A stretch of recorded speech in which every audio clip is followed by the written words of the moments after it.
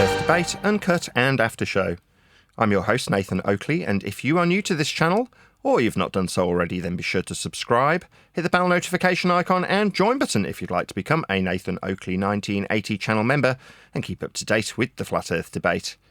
If you would like to support the channel, there is a super chat that runs alongside each of these shows while they premiere, and there's also a coffee, Patreon, crypto and thanks button in the info box below the video. Speaking of patrons, I'm going to do a quick shout out to all of you who do support me on Patreon. So, a massive shout of thanks and appreciation to Smith Tools and Purchase, Level Plain Poem, Vitali Z, Colton James, BG, FE Patriot, Thomas van der Zander, Chris Wouters, Mia in the Shire, Mitch Kennedy, Rod, the name's Burley, Jason Hornsby, JMels24, Unamento, Iron26, Endless, Retro Bill, John Kays, Patrick Gunnels, Banter, Hairy Blade, Mobile Max 777, Rob W, Del West Watson, Unbelievable Productions, Blue Ridge Ranger, Abraham Mohammed, Skeptic 936, Chow Yun Cat, David Wayne Foster, and Dank. So another massive thank you to all of you for supporting me on Patreon. Links to Patreon are below this video. And with that, I'll hand across to whoever is in Discord and G+, so you can enjoy their dulcet tones while I set up for today's live show. Hello. Hello. Hello. Hello. Hello. How's it going? And we're going live very shortly because I've got a doctor's appointment at, well, about an hour and 10, but I need to actually get there, so I'll go live very shortly. Need to set up. Excellent. Hey, Steve. Good morning, Nathan. How you doing? I'm all right. You're all Feeling better? Oh, it's my preamp. I'll just turn you all up. There we go. I'm all right, other than being a crap ton of pain. Yeah, I imagine. Pardon?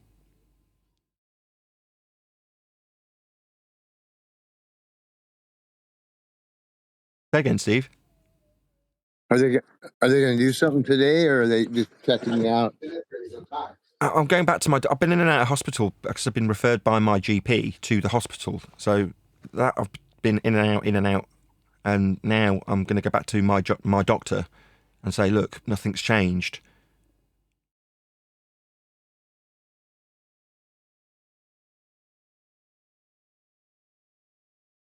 You haven't made no improvements either, huh?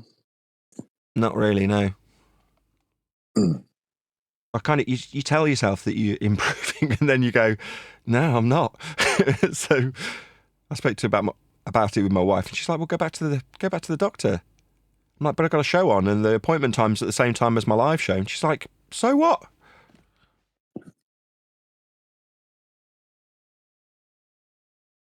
Anyway, I need to, hopefully you guys will talk to each other just for 2 minutes while I set up.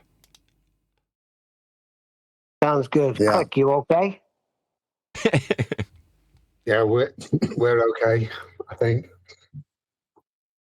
Click OK. Like, after you've finished a function, it says click OK to continue, right? Yeah. Mm. Often we've been in the middle of a conversation with somebody, or you'll say, somebody will phone up and I say, what was the name of it again? And they go, click OK. And they go, well, there's no button to click. And that's the name of the shop.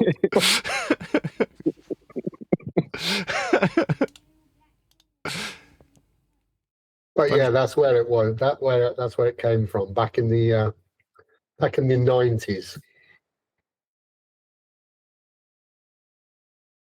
At least you didn't call yourself Control Alt Delete.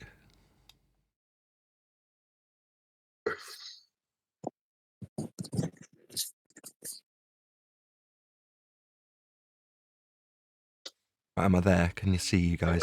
There we go. When someone says in the chat, oh, Matt, I've gone really laggy, and you say, press Alt or F4, and that'll fix that for you. And all of a sudden it'll say, has left the chat. And you're like, yes! What does Alt and F4 do? What does that do? I have no idea what that does. Unless he was just talking to a customer in the background and we happened to hear him. I don't know. Hang on. I've changed the setting. We're on live. Oh. Fixed. Right, I'm going to go live. Good morning. Good morning. How are you? I'm in a crap ton Afternoon. of pain. So we're going live early because I've got an appointment with my doctor. So if anyone's going, wow, this show's going out 40 minutes early. Yes, it is. And it'll finish 40 minutes early. So I can go to the doctor. So other than that, things are pretty good. How's it with all of you guys? Not too bad. Right. Jolly Really? good. You Coming want to into, answer that question? No, let's do some housekeeping. Any evidence of a physical geometric sphere edge, that's a horizon, formerly known as Earth curve? Negative. Well, I got a comment. negative. I got a comment from somebody saying that Dave McKeegan had showed a document that says they account for Earth curve. And I'm like, okay, can you show us in the pitch data? That was my response to the commenter. Now, I've not watched Dave McKeegan's most recent video about me. I've just not had time.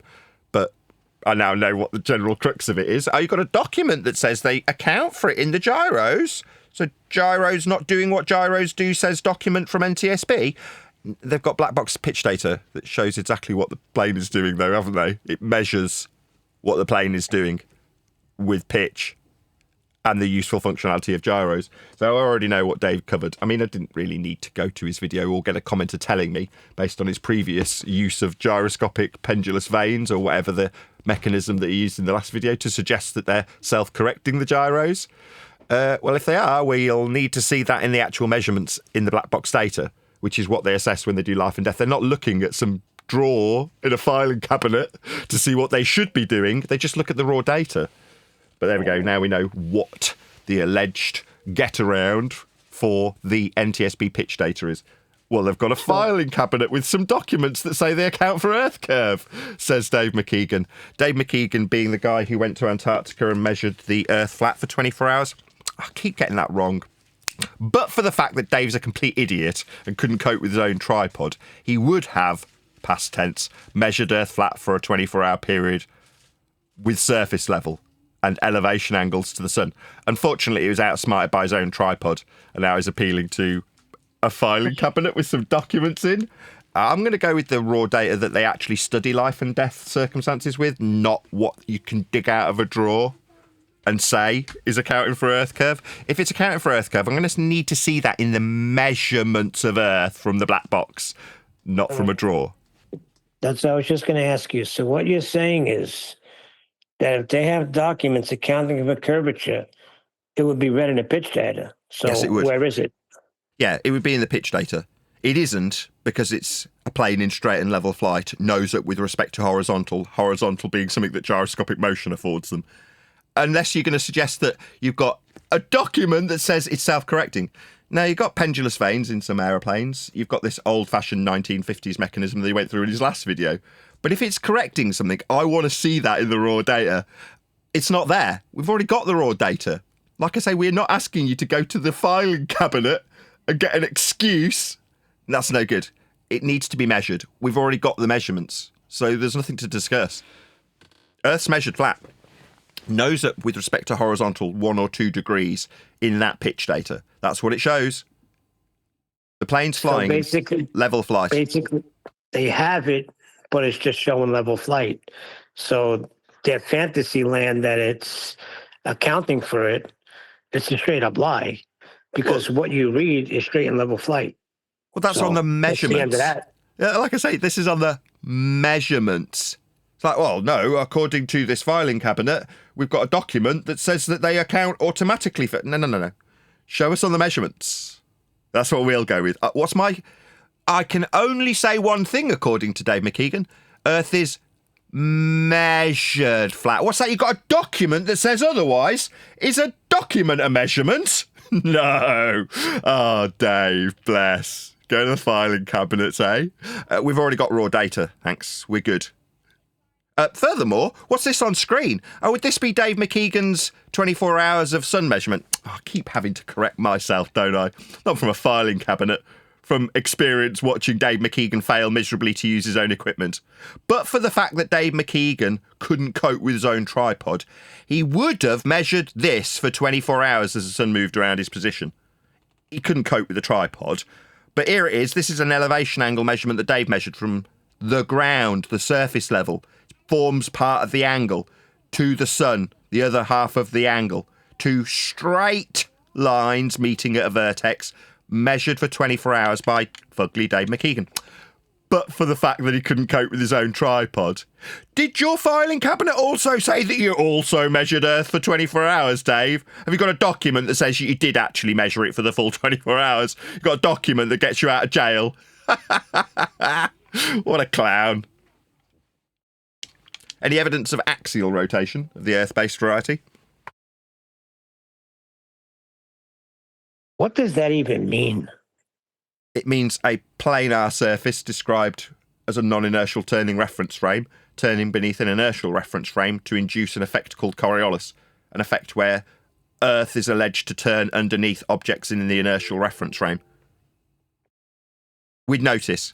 If it was an aeroplane, for example, maybe one of the planes that we've got documentation showing they're in straight and level flight, pitch up with respect to horizontal.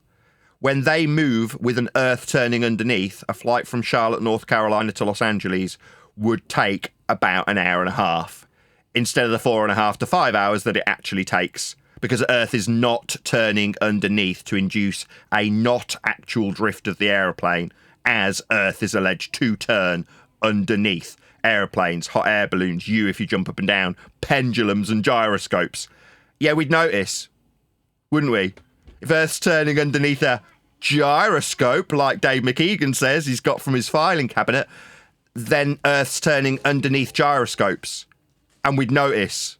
We'd have shortened flight times. We don't. We've got measurements. Earth's flat. We checked. That's how it's measured. Any evidence of the distance to the sun?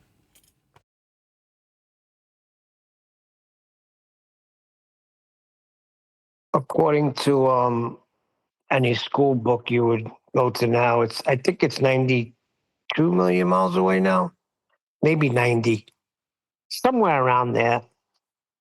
Well, no. You see, the problem they've got is that when they functionally utilise the stars, they use it from the equatorial plane. You know, kind of like Dave McKeegan used with his equatorial mount when he was measuring Earth flat for 24 hours. But for the fact he's too stupid to use his own tripod. Yeah? You're levelling it to the equatorial plane. What does that mean?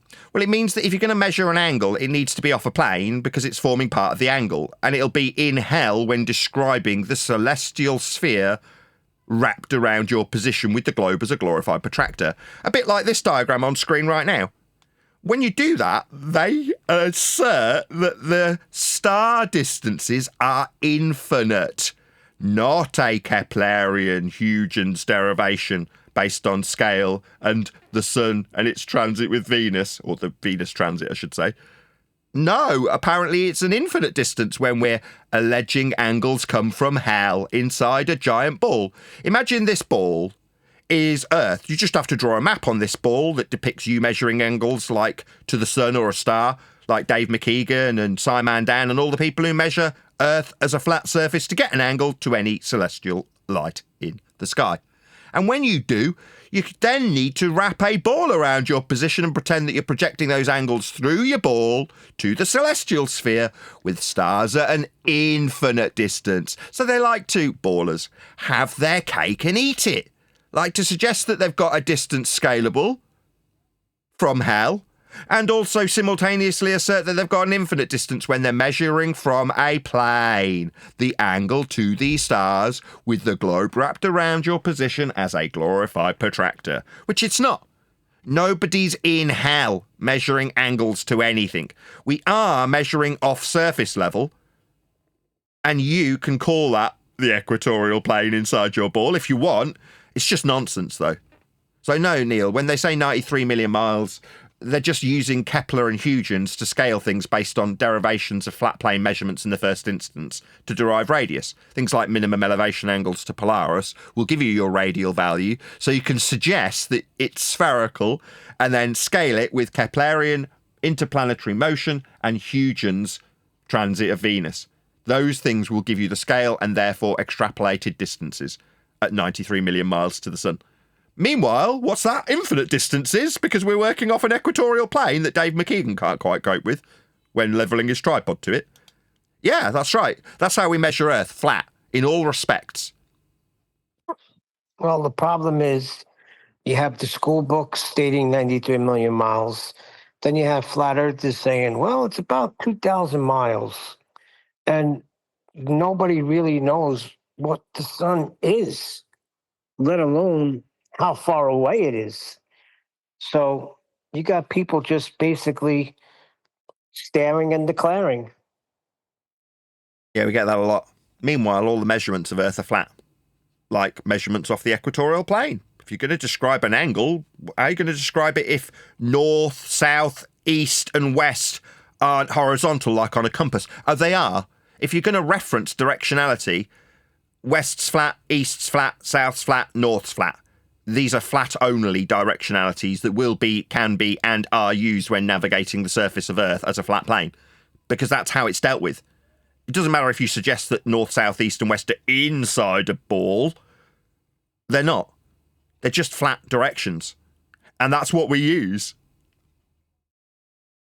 Speaking of being in hell, any evidence of a self-perpetuating molten iron core at the centre of a presupposed spherical Earth that we're not standing in to measure angles to the sun with?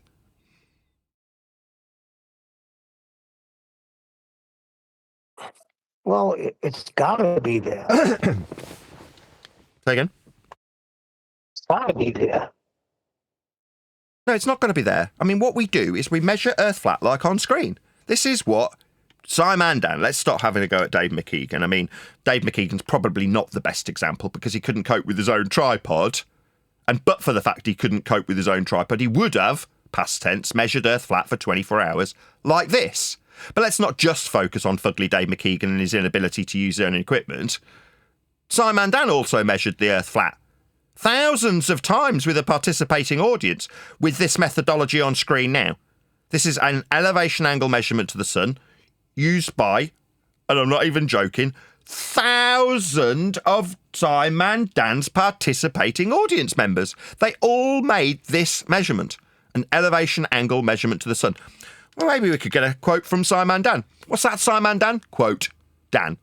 We don't only measure Earth flat, end quote, Scientism. Why would Dan say such a thing? Well, because Scientism measured Earth flat thousands of times and needs to justify him measuring Earth flat thousands of times with his participating audience, who measured Earth flat for an elevation angle to the sun off a flat surface, like depicted here. Now, what do you need to make this into a ball? Well, you just need to make this protractor that gives you the angle. You need to make this into a map. Just make this hemisphere the northern hemisphere and colour it in with a map. And then you can pretend that you're this dot inside hell, and then you project your angle through from the equatorial plane. I mean, north, south, east and west will still be flat directions, and you'll have to imagine that you're standing in hell. Like Thunderfoot, well, you just put yourself in hell and everything's good. When you're measuring Earth flat for an elevation angle to the sun thousands of times like Scientism did. But, I mean, according to Dan, we don't only measure Earth flat, like in pitch data from black box data, when life and death circumstances are assessed with measurements, and they're not going to the filing cabinet to see what the gyroscope is alleged to be doing. They just measure what it does. Pitch up to horizontal for the duration of level flight measured off sea level. That's what the black box measurements show. Just in case anybody was confused when I said the word measured and flat in the same sentence. I didn't say accounted for sphericity in some filing cabinet where a document says gyros don't remain rigid in space. No. Earth measurements are flat, pitch up to horizontal in level flight. Those are the measurements of a flat Earth we get from black box pitch data. Just so we're all clear. I mean, you can trust fugly Dave McKeegan when he says, we got this covered. This document says the gyro self-corrects to Earth curve. A man who can't cope with a tripod and measured Earth flat for a 24-hour period like on screen with elevation angles to the sun. I'm going to have to stop saying that he measured it for a 24-hour period. But for the fact that Dave McKeegan is too stupid to use a tripod, he would have measured Earth flat for a 24-hour period in Antarctica off a flat surface with an elevation angle from the equatorial plane with his equatorial mount, alleged to be in hell with a ball wrapped around you? No, just a flat Earth elevation angle measurement to the sun for 24 hours. again, but for the fact he's too stupid to use his own tripod. He would have measured Earth flat. You can trust him when he goes to the filing cabinet and says gyros don't do what gyros usefully do when assessing and remaining rigid in space. So we can measure our degree above the horizontal when in level flight over the sea level, with an altimeter measuring your altitude with respect to the surface level for level flight. These are the measurements, not the, oh, well, this document says that they account. No. Measurements of Earth are flat. Like this measurement that Dave McKeegan made and Simon Dan made, and everyone makes, because there aren't any exceptions to this fact. Earth is measured flat in all circumstances and without exception.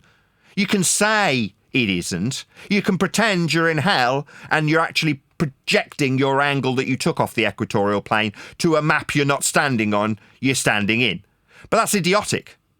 Earth is actually measured flat, and no one's ever going to deviate from these facts. That's how it's measured.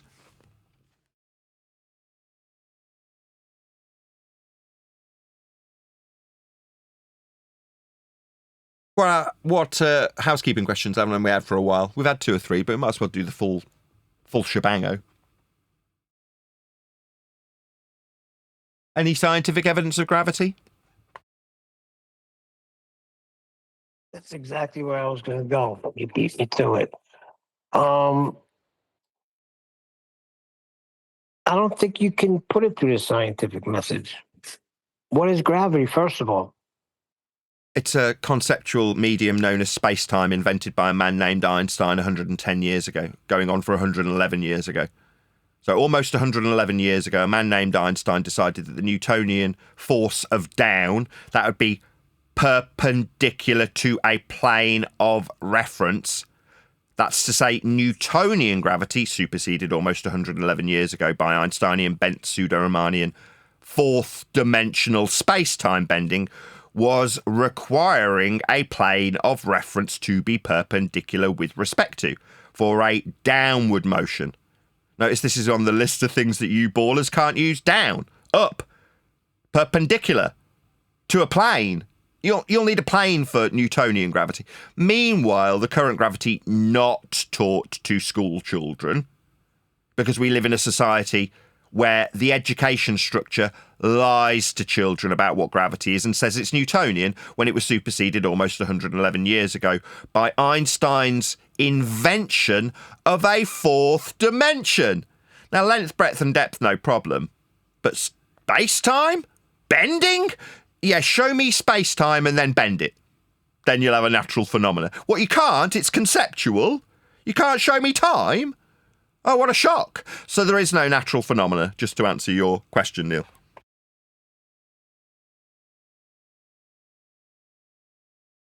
So then there's no scientific evidence of gravity. So when people start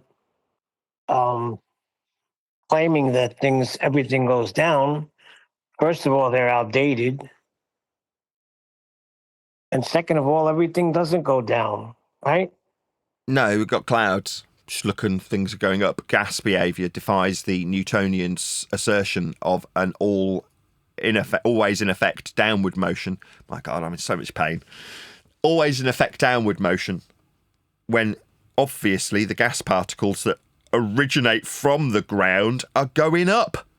It's like, if mass attracts mass, as Newtonian gravity 111 years almost out of date would suggest, then what, gas go down, go boom, boom, go splash, splash? No, it's produced at ground level and goes up. It dissipates in line with entropic law. That is to say, it disperses into the availability of volume.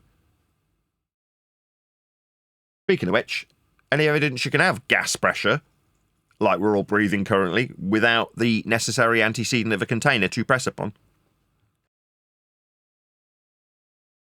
Negative. Without containment, there can be no pressure. That's a Conspiracy Cats quote. That'd be the guy that gave his YouTube channel away to MC Toon, another guy who measured Earth flat in Antarctica, like this on screen. Oh, what do you know? I've got a whole string of these examples of Earth being measured flat from an equatorial plane that utilises north, south, east and west in a planar, flat horizontal manner because that's the only way they can be described. What's this? Observer? What if I paint a globe on this? Will the observer still be on a plane in hell? No, he definitely won't. But we will definitely measure elevation angles, otherwise known as altitude angles, from a flat plane. I've forgotten what I was talking about. What was the question? I'm in so much pain. I shouldn't laugh. It was gas pressure without containment. Indeedy do. Right. So if we're going to describe anything to do with gas pressure, then first of all, we're going to be describing the altitude of that gas after it disperses from ground level, which is where it's created, into the availability of volume. Now, the availability of volume is unknown as far as we are concerned, because we are told that the sky is a vacuum. An availability of volume for gas to disperse into, if it was true. Conclusion: the sky is not a vacuum. Outer space, the sky vacuum, is fake. There are no men floating around the outside edge of a map that you create by measuring Earth as a flat plane to derive radial values to suggest you've got a spherical shaped map wrapped around you, to then put into orbital motion by Kepler's decree, and then scaled by Huygens' decree. These nonsensical statements that have men floating around like Superman in a sky vacuum are all lies.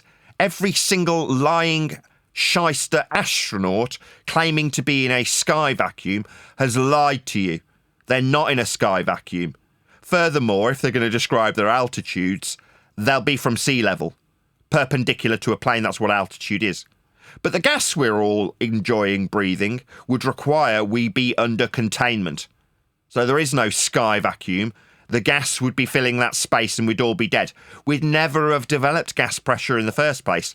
The first particle of gas would have come out of the flat ground we measure and dissipated into the sky vacuum, never to return. And so with the second and the third, we'd have never developed gas pressure if the sky was a vacuum.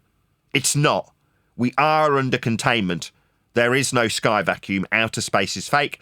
And then every single claimed journey through that area that's outer space automatically becomes fake also. So including but not limited to the gold disc currently alleged to be flying through the sky vacuum, total lie. Men floating around in the ISS, total lie. Men travelling to the moon, total lie. There is no sky vacuum. There are no men in outer space because outer space is fake.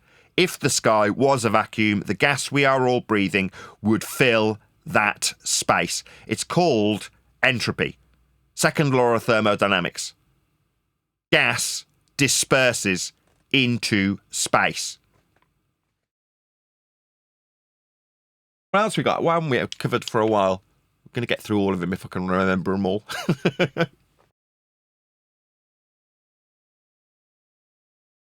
We've done gas pressure. Any evidence Did you can acquire? data? Well, I was going to say any evidence you can acquire an elevation angle measurement from a curved surface, like the one on screen. This is a elevation angle from your ear. Now, strictly speaking, this is an auditory as opposed to visual demonstration of this angle, but it makes no difference in terms of the plane of reference you will require to measure it. To have things like forward and backwards with respect to a plane, up and down being perpendicular to a plane that we use when we measure things. But can you acquire an elevation angle measurement from a curved surface? You could get one to a curved surface, can't you? If you use a tangent? To a curve, if you're measuring Earth's surface, wouldn't be from Earth's surface as a measurement, though, right, Neil? If you're measuring to a curve, then you're not acquiring an Earth measurement. You're suggesting in maths that you draw a line to a sphere that we're not standing on the surface of? A single point of measurement? Well, then you're not measuring Earth's surface for an elevation angle. Elevation means from the surface, and it forms part of the angle you measure if you're measuring an elevation angle. Like Simon Dan measured 1,000 times with his participating audience. Like Dave McKeegan measured for a 24-hour period down in Antarctica. Oh, I keep getting that wrong. Why do I keep forgetting that fugly Dave McKeegan couldn't cope with his own tripod when levelling his tripod to the equatorial plane? The equipment got the better of him. He was outsmarted by his own tripod and failed miserably. What's that, Dave? You got a document that says you did better than we saw? All right, well, that won't change how we measure Earth flat. Like in pitch data, nose up with respect to horizontal when in level flight. I mean, maybe the filing cabinet also said it's curved flight, right, Dave? But yeah, we measure Earth flat. There is no exception. Elevation angle measurements are from the surface, not to a tangent point, with the line extending out into space. Well, that doesn't sound like elevation, because elevation's from surface level, isn't it, Neil? Oh dear.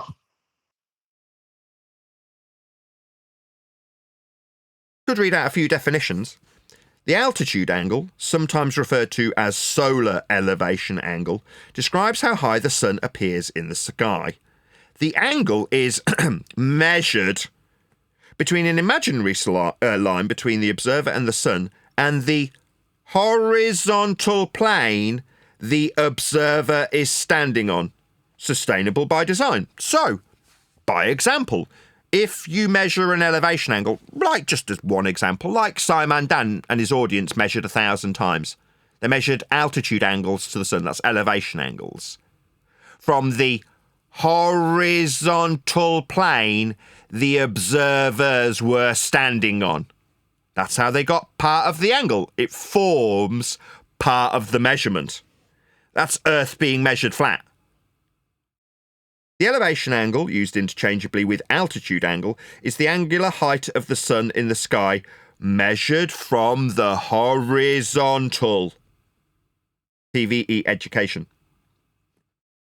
Elevation angle is the angle between the horizontal plane and the line of sight measured in the vertical plane. That's radar tutorial. Need I go on? Earth is measured flat. You can't get an elevation angle to a sphere and call it elevation because it's not off the surface. If it's to a point, you fantasize you're measuring to. No, you're acquiring it from the surface level. That's what an elevation angle is. Is the baseline slightly curved, Nathan? No, that's okay. Someone told If me. it's slightly curved, it's not an angle. Like this. See on screen, this is akin to Al-Biruni measuring his height, labelled H, for the mountain. What you would require in order to establish the height of any mountain with trig, like we do when we survey Earth with a system called rise over run. We will use horizontal surface level measurements for distance. So you can use trig on the surface level. Labelled here in Earth curve maths. What do you know? Even in Earth curve maths, they require Earth to be flat so that they can derive heights above the surface level. And what's this? Eye level? Parallel with surface level? Yeah, the maths requires it to be so or it won't function as a measurement system to assert that you've got a point below the surface level that's tangential. No, that would require that you infer a tangential point after measuring surface level with a parallel eye level. Now, maybe you can answer me one, DJ One Deck.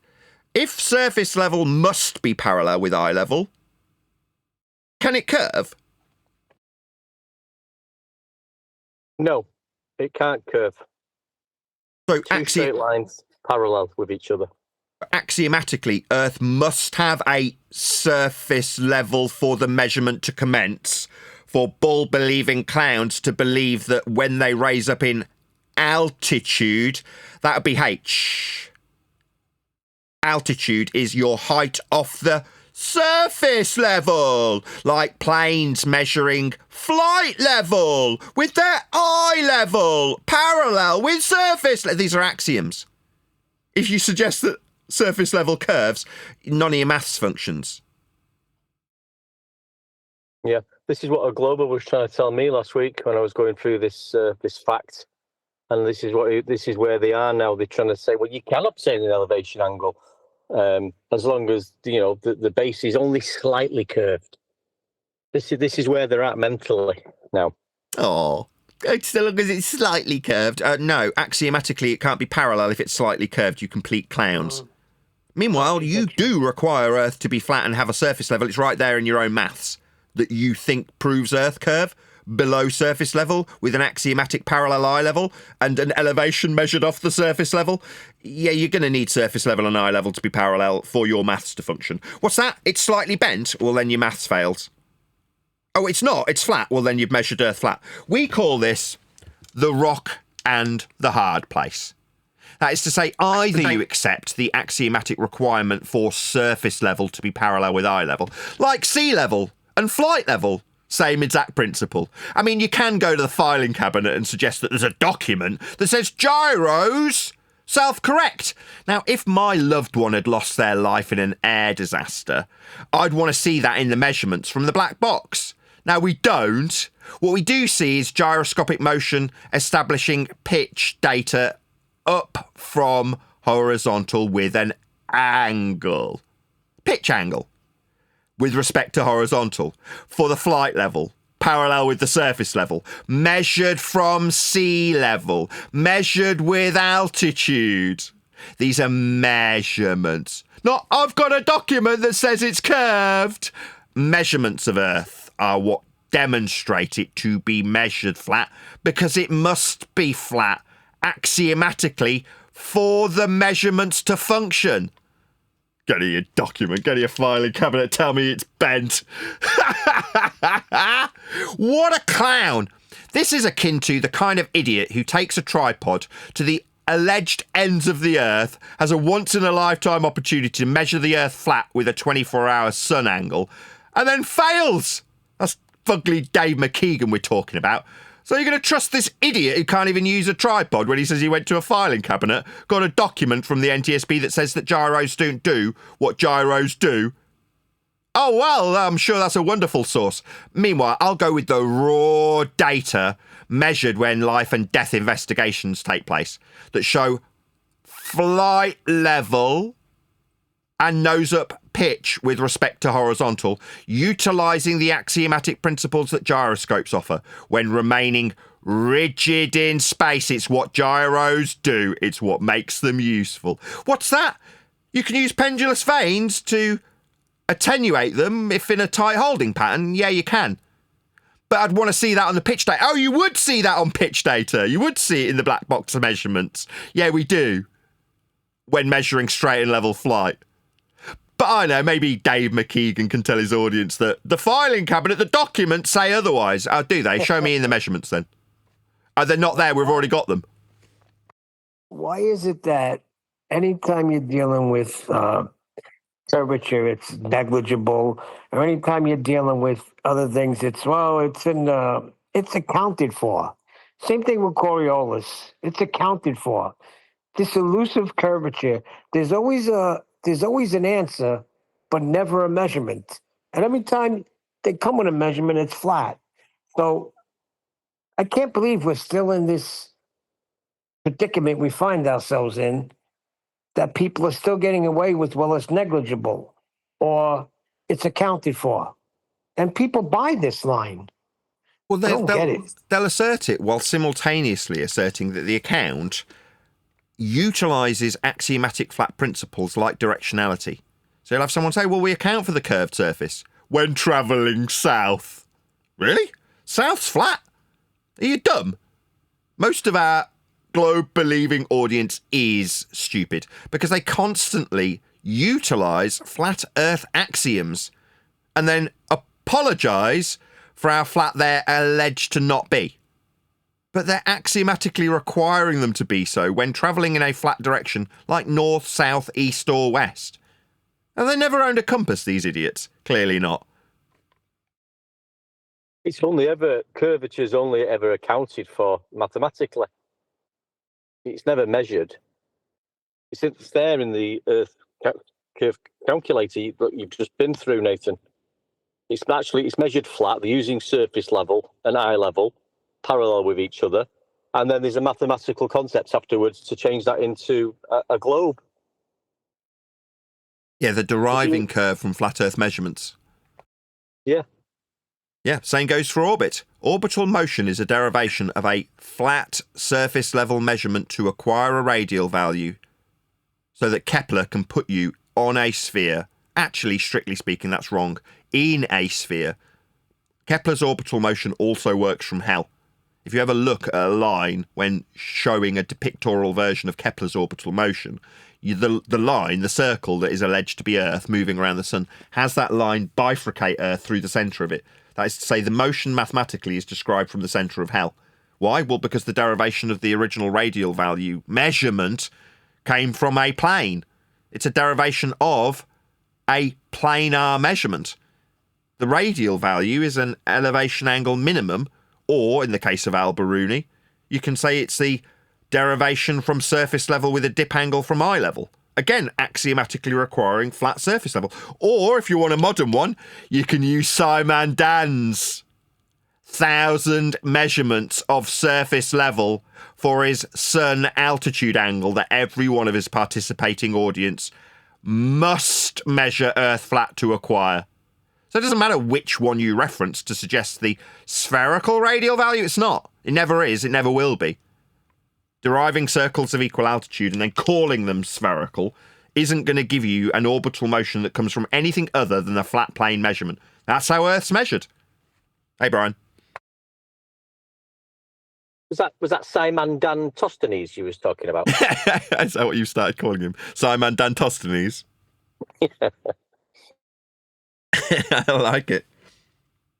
There was another one that we called Biruni. Bob Biruni. Bob Biruni and Simon Tostenes. I shouldn't laugh, it hurts. Ow. We also had Albi Ruhif. Albi Ruhif? Because he used his apparently, I don't know the full thing of it, but he used a theodolite to measure angles to mountains to prove that said he was measuring Earth curvature. So I christened him Alba Ruhif. I've got a question for Ruhif. How's that geometric horizon working out for you there, Ruhif? Good? Good? Ruhif's an old friend of the show. Bless him. Well, Hey, Hey, Brian. yeah, Brian. Oh, go on. Yes, No, Brian. I'm just gonna read some of the chat if you want. There's a Not really. question here. But feel free. I was going to speak about, just before you do, just let me speak about what was just said there. I remember not too long ago, well, I suppose when I say not too long ago, maybe a couple of years ago, Ruhif sending me images of dip he had measured with a theodolite from whatever elevation to the horizon. Like this is like 2 years ago.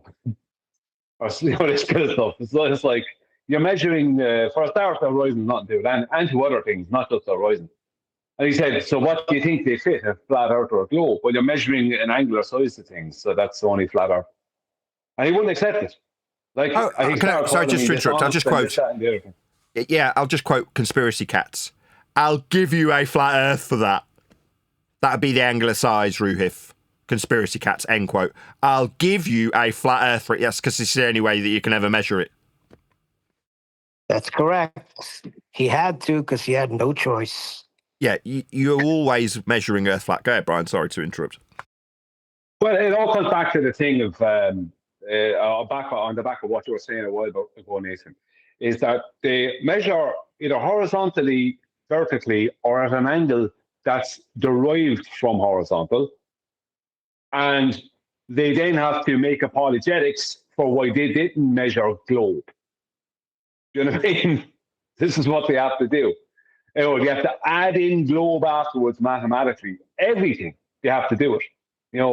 And then apologize for why they didn't measure any globe, and then say it's too big to measure it, while giving you a claimed calculation that's based off of a measurement that somehow involves globe. Do you know what I mean? Yeah, it's like Haversine. It's the great embarrassment. Yeah, it's like Haversine. It's like, well, what are you converting? You're converting your flat measurement to sphericity. and suggesting that's a proof of a globe, why would you need to convert it from flat to globe if it was globe-shaped measurements? You just measure it spherically. You wouldn't convert anything. Exactly. Because it's easier flat, Nathan. That's why. Oh, it's easier flat. Yeah. It's easy to measure Earth flat for 24 hours in Antarctica. Other than if you're Dave Fugly McKeegan and then you can't cope with a tripod. I mean, as long as you've got a little dingleberry knocking about, or they're inside a sphere on a horizontal plane doing the measurements, that's fine, because they've got a sphere near them or a dangling dingleberry. Makes them feel a little bit better about things. Here's a depictorial version of what Fugly Dave McKeegan would have measured for 24 hours if he wasn't outsmarted by his own tripod. This is depictorially what you'd get if the sun moved around you for a 24-hour period with varying elevation angles off a flat surface. So you can imagine you standing here measuring the angles. Now, it's a bit exaggerated. Obviously, it goes right up to zenith. And when they were alleged to be in Antarctica, it would have stayed around sort of this sort of mark for the 24-hour period. But you're still measuring elevation angles. You had McToon waving them in Brian's face. Look at my flat Earth elevation angle measurements. Yeah, great job, lads. You measured Earth flat. Well, all except Dave McKeegan, who couldn't cope with his own equipment. Well, what a lot of people forget about that thing that I did with McTown, MC Town, that debate thing, is that actually was over before it started. Because if you listen to my opening, I logically and with understanding and evidence took apart the whole claim of the sun debunking some map. There's actually a globe depiction anyway. Do you know what I mean? I took it all apart before anything was even presented to me in my opening that they forced me to have. So I just used my opening, and there was nowhere to argue after that, because logically I showed how the whole premise of the sun debunking a map was nonsense. And that, everyone kind of forgets about that because they remember only parts about the debate itself, but if they remember it at all. But the actual opening I did was the killer. I even, like Kiri and them even said it all ended there. There was nothing to go after that. What I laid out can't be argued with. So technically the whole thing ended before it started. That's it. Well, yeah, if you're going to talk about elevation angles, which is what they measured there, I'll give you another definition. The solar elevation angle, AS, measures the angle between the central ray from the sun and a horizontal plane contacting the observer. No curvature there, is there? Okay, no curvature there. Not even a slight curve mentioned. Well, what I laid out in my opening in that debate was that the sun has no connection to the AA map, right? And the debunking of the AA map was what I was saying the other day on the show, Nathan, was the fact that the time zones are wrong, that the latitude and longitude grid is correct, right? But the sizes of the land masses south of the equator on that map are wrong, which is proven by the time zones. And I said, and I laid out, that's what debunks that map as being correct. And there was nowhere to go after that, because the whole Will Duffy thing was the whole PFE thing was a supposedly debunking of a map that was supposed to be a flat Earth's map when it's not. It is 50% correct because it has the correct layout of the latitude and longitude grid on it. But it is 50% incorrect then because it has land masses and positions of those land masses that are incorrect, obviously. You know what I mean? Right. Which is proven by the latitude and longitude grid and the time zones taken from that. You know what I mean? So the whole thing is, so even before you even got to you're going to talk about elevation angles, they'll be the ones that they used to form the first parts of the latitude and longitude grid. You know what I mean? Yes. That was then hijacked and turned into a globe. That's you know what I mean? Perfect. Yes. Great segue. Because exactly, in order to believe in a globe at all, you need to derive the globe from, as Brian just so eloquently put, from the flat Earth measurements that create it. So it's like you say, if you're going to suggest a ball, you need to sink to your knees and acknowledge how flat Earth must be measured to achieve that. You're going to create a grid that's flat, but before you create your grid that's flat, you project your grid onto a ball, and before you project it onto a ball, you measure it with elevation angles to the Sun and Polaris. So you're like, well, what you're doing is measuring Earth flat, converting it to ball, and then converting it back to a 2D grid. Well, what they actually, just one second. What they do is they made the latitude and longitude grid, right? They derived that based off of measurements to Polaris, right? And once they had that, then they made all the south ends of the longitude lines meet underneath the north, right? That's what they did. They put south underneath the north. Then, once they had that, right, what happened then is they kept all the land masses the sizes they actually are, which is why all the time zones are wrong on the globe, because they have all these mad time zones, is because they're trying to confuse people so people don't realize that the globe doesn't work with real world time zones because the Earth's not a globe. But then what they did is they took that globe and they laid it out like a sheet. And they call that the universal transverse Mercator map. And what they do then is when they measure, right, people who measure things like surveyors and stuff, when they measure stuff locally, right, they will take those local measurements and convert them to the universal transverse Mercator, and then that will be converted back to globe via the likes of the Haber sign, or if they're going to talk about an oblate spheroid, the Vincenti formula. So, like, at no point is there any globe measurements taking place. Everything is based off of a flat plane. And that's how they do it. But they keep people so confused that they don't realize what's going on. And they have people so brainwashed, they don't realize that they're measuring the 180-degree opposite from a globe all the time. But because the calculations have them then converted to globe, they think globe proven, when it's not the case. Sorry, One Deck, go on. It was nothing important. I was just saying, so anybody, anytime someone's talking about the globe, it's a mathematical conversation, isn't it? It's nothing to do with measurements. It's a mathematical discussion that you'll be having, not a physical measurement conversation. Well, it's purely calculatory. Like, I could measure, let's just say, a straight line distance between 2 points. And then I could use a third point and use trigonometry to calculate the distances between the 3 points and to gain the area between them, right? I can do that, right? And I could do the same for the next point, between the next 2 points and the next 2 points, blah, blah, blah. But that is a measurement that I then use to calculate using trigonometry, which is a particular particularly stringent thing that involves 3 straight lines meeting the 3 vertices with an internal angle sum of 180 degrees and no less and no more. I can do that, but that is okay. But what's not okay is taking things that have been measured and then calculating them onto a globe. So when you take that triangle that's been right, that we've actually measured something to actually then calculate for trigonometry reasons, right? I can't then just decide to curve that. Do you know what I mean? And turn it into a slice of floppy pizza and place it on the surface of a globe mathematically, and then say, see, globe. I can't do that. That's not the same thing. There's no measurement involved other than the one I've hijacked. So I'm not using a measurement, I'm hijacking a measurement. And you know what I mean? And doing what thou wilt with it or whatever.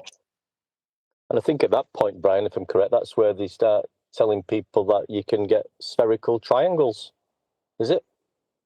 Yeah, but that's also incorrect. When they say spherical triangles, I only said this to QE there recently, he was laughing. Right? I say spherical triangles. It's a joke because what they're actually doing is it's not spherical trigonometry. Can you just pass me some of those? Can you pass me some of those square circles, please? Yes, it's ridiculous, right? What they're actually doing is spherical circleometry, not trigonometry. Because what they're referencing is the intersection point between three circles that all have equal radii. Right? There is no spherical trigonometry. What's trigonometry? Trigonometry. What's trig? Trig is the use of triangles, which is three straight lines meeting the three vertices with a maximum sum internal angle of 180 degrees. But so not curvy lines meeting at vertices. Those aren't triangles. You're saying this is an oxymoron? No, not the intersection of three circles of equal radii. No, within a sphere. No.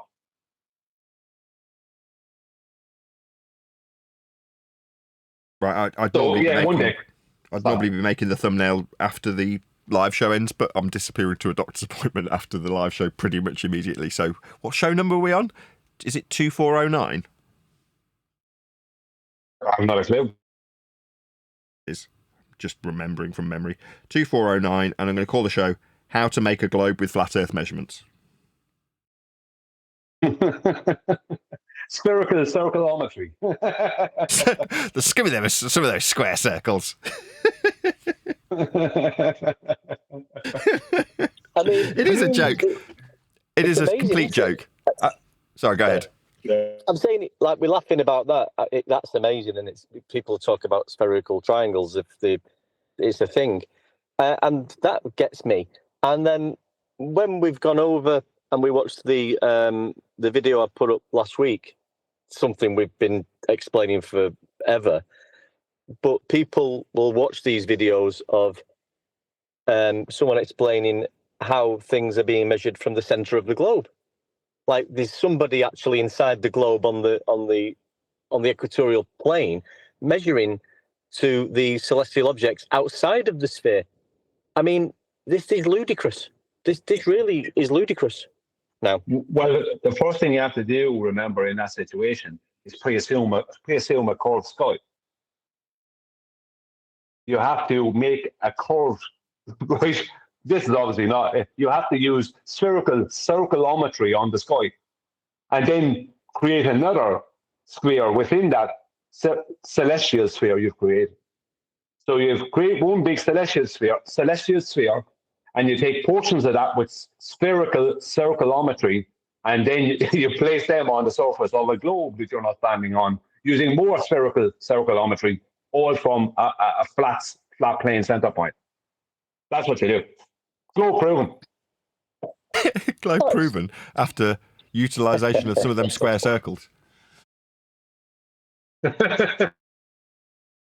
Yeah, it's always an excuse. It's always a justification for how they haven't measured it spherically and how they've calculated it from flat plane measurements. So, I mean, our current rhetoric of rock and hard place, sink to your knees and accept how flat Earth must be measured, or relinquish your measurements. It is that simple. So, I was saying this last week. At the moment, my life is incredibly stressful. I'm not going to go into detail why, medically or mentally. But what isn't stressful currently for me? Well, the argument. There's nothing that's going to come across my desk that's suddenly going to stress me out about flat Earth measurements, because that's how we measure Earth. It always was, is, and always will be measured flat in all circumstances. Now, what can you do? Can you go and dig out a document that says, actually, yeah, you can. But it's never going to faze me, because Earth's measured flat in all circumstances, and there are no exceptions to that. Well, as soon as it's like it goes back to one deck's list, because as soon as there's certain words that they have to use to reference reality, as soon as they use any of those words, straight away, if you want, you can decide to put them on what they're saying, whether it be if they're referencing south as a direction or whatever, then you can put them on, hang on a minute, south. What's that 180 degrees to, right? It's 180 degrees to north. So if it's 180 degrees to north, right, and it's 90 degrees to east and west, you know what I mean? How are you going to make a sphere out of that? You don't. To do it, you have to be on the equatorial plane. This diagram on screen now is one of my favourites in that regard, because it's got quite a lot that it combines. So you've got orbital motion that you can describe through the centre. You've got the plane of what's the extended celestial plane? The equatorial plane that's bifurcating the ball Earth. Yeah, it's the celestial plane. Yeah. So your giant protractor that I describe, you can visualize it all with this one diagram. You can see how Earth as a plane gets converted into a glorified protractor that you have to stand inside, so that you can put that glorified protractor inside an extended celestial plane and then have infinite distances to the angle measurements depicted on this diagram as the celestial sphere wrapped around your position. Well, what did you start with to get all this? A flat plane.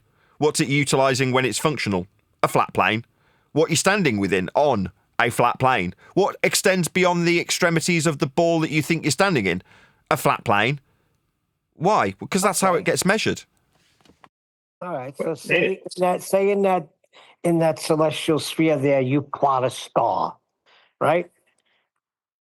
How do you find out the ground position of that star? Well, the ground position would be the GP, is what you're talking about. So if you're measuring, let's say, a 45-degree angle to a star, not on an infinite distance, but just in the sky, well, then the GP would be along the ground below the star at 90 degrees. Can you see what I'm pointing at with my mouse? It's a bit small, but... Yeah. Well, there's your position, measuring the angle. There's the star. And then there's the ground position. Well, in this instance, it would be on the extended celestial plane, because it would be a star that's further away than you can measure on the limitations of the ball Earth derived from a minimum elevation angle to Polaris.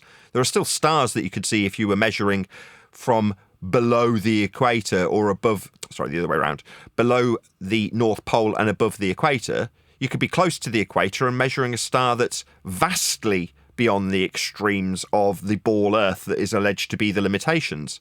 Now, when you know that, you go, well, there's only one inference. There's going to be more land. There's going to be more area, because that's how we're measuring it. And are there stars beyond the horizon? Yeah, there are. Now, are we told that there's a limitation as described by Brian where we pull the lines of latitude into a point below us? Antipodal, yeah, that's the system. You can just see it poking out at the bottom here, right? But that doesn't mean it functions, and it doesn't function. Now, this is where I'll admit my own limitations of expertise and defer to Brian, because I've never fully understood how they distort that. Most of the conceptual distortions from flat plane to globe I understand, but I've never really wrapped my head around how they've distorted the lines of latitude as Brian describes it by curving them in. And it's probably not going to be for today, Brian, unless you can do it in 30 seconds. No, I'm going to round out. They happen, but it's not that they've distorted the lines of latitude. Their distortion is in the longitudinal position. I meant longitude. Sorry, my bad. I did mean longitude. Yeah, well, if you make all the longitude lines, you see that are on, let's just say we'll take that as the globe, not the we'll just take the celestial sphere there as the globe, we ignore what's in the center. If you make all those lines that are normally meeting in the center of what's shown at the top there, you make them meet at a center point at the bottom, then, and you keep all the land masses the same size, like Australia and that, then Australia, because that is your time zones, the 15 degrees between each major longitude line, 15 degrees of longitude will be your time. That will be your time zone. So that's what we'll have 24 time zones and 15 degrees right between each two sides of that time zone. So that'll be 360 degrees right around, right, which is why they have the circle in the center, right around. So you're then going to add a time zone to Australia that doesn't exist. Right. That's what's going to happen. If you keep Australia the size it actually is, and put the latitude and longitude grid down as it actually is, then Australia only has two, then between, let's just say, Newcastle, north of Sydney, and Perth, right, on the 32nd degree latitude or whatever, right, that there will only be 2 hours of correct local time difference, which is what we have in reality. Perfect. You know what I mean? So that's how they did it. But really, if you look at this, how does north, south, east, west work in this situation? Let's just say if you want to know the, like they say, right ascension and declination, right? But if you want, like there's no difference between right ascension and declination, really. There's no real major difference between that and azimuth and altitude, right? All it has. So your altitude, your azimuth from your position on that globe that they're putting you on, that is going to be north, south, east, west, because north is always 0 degrees azimuth. Do you know what I mean? So 0 will always be north. On the protractor. So your azimuth, well, 0, well, no, not on the protractor, just on the compass. Because the Okay. protractor is elevated. We're talking about a compass here. Your zero north on the compass is always zero. If you're talking about putting the azimuth, if you're using because that's why I said earlier, south is always 180 degrees opposite to north. That's a straight line, right? And east and west are always 90 degrees to east or 90 degrees to south and north. So, and obviously that line that runs east-west is a tangent to the circle of latitude that you're on or whatever. But the point is that how are you supposed to use that, which is a two-dimensional situation, on that globe? You can't. So this whole thing here, try using a compass with it. Try putting a compass in there, and you can't. The only place you can put a compass is at that big flat plane in the center of that. That's the only place you can put that compass. Right. Well, with that, I'm going to round out this live show. So with that, another huge, massive, enormous thank you to both Discord and G+ panels for making today's live show possible. If you are watching on either Nathan Oakley 1980 or Nathan Oakley premiering streams, then stay tuned as there'll be an after show to follow. Mathematically, so it is. So they're avoiding any surface measurement. They're measuring off a tangent, which would be parallel to their equatorial plane. And they're just moving it down onto their equatorial plane and then projecting it out onto a point on the surface of a sphere that's mathematically after being created by the measurement off of a tangent that wasn't off of a tangent that was actually off of the surface of Earth. Exactly. So you're not just making a horizontal. Yeah, you're in their paradigm, you're not making horizontal because there's no such thing as horizontal. You're making a tangent and you're measuring off of the tangent. That is not relevant to anything. But really, you're measuring off the surface. That's brilliant. Well, you're parallel to the surface. That horizontal that you make with whether it be an auto level, a theodolite, whether it be with a bubble sextant or any sextant, it's parallel to mean sea level. So you're making a line, horizontal line that's parallel to mean sea level. That's what you're doing. But they call that horizontal line, they want to start calling that tangent. But there's no GP then. Do you know what I mean? You just threw away the very thing that's between, you just basically said the GP of the celestial body then will have no relevance to your measurement. Right. Because it can't do then. If you're saying it's a tangent, the GP has no relevance. It has no purpose or part of your measurement at that point, which makes the whole thing a kind of completely null and void. Crazy. Absolute crazy. They're admitting they're using horizontal planes to create the angle, but they're not actually using the surface of Earth. They're using a tangent line that's going off into space. Absolute crazy. Craziness.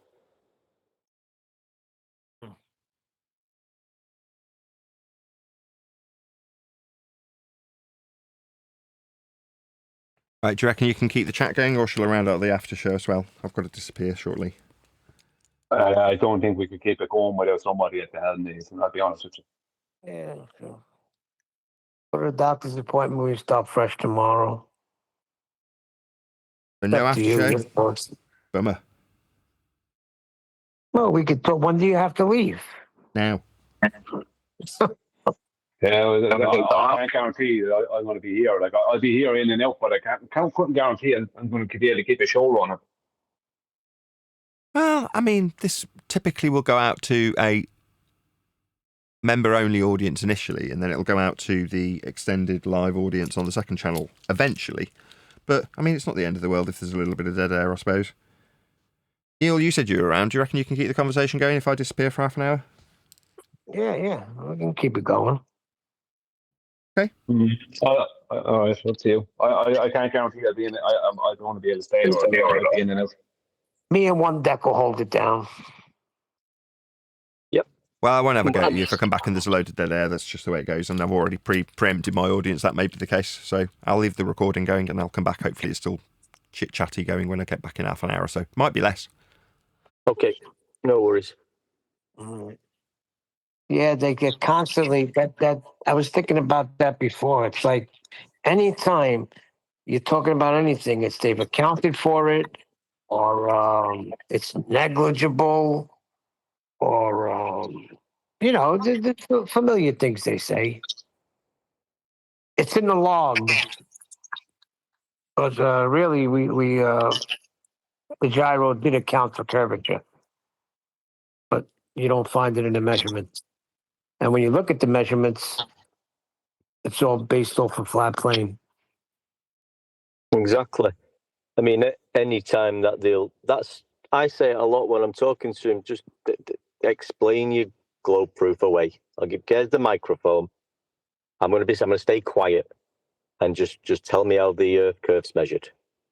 And before you know it, they will be mentioning one of the 30 words, probably within 30 seconds.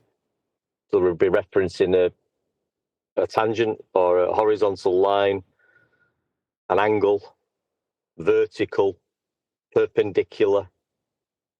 You know, they'll be using the theodolites probably.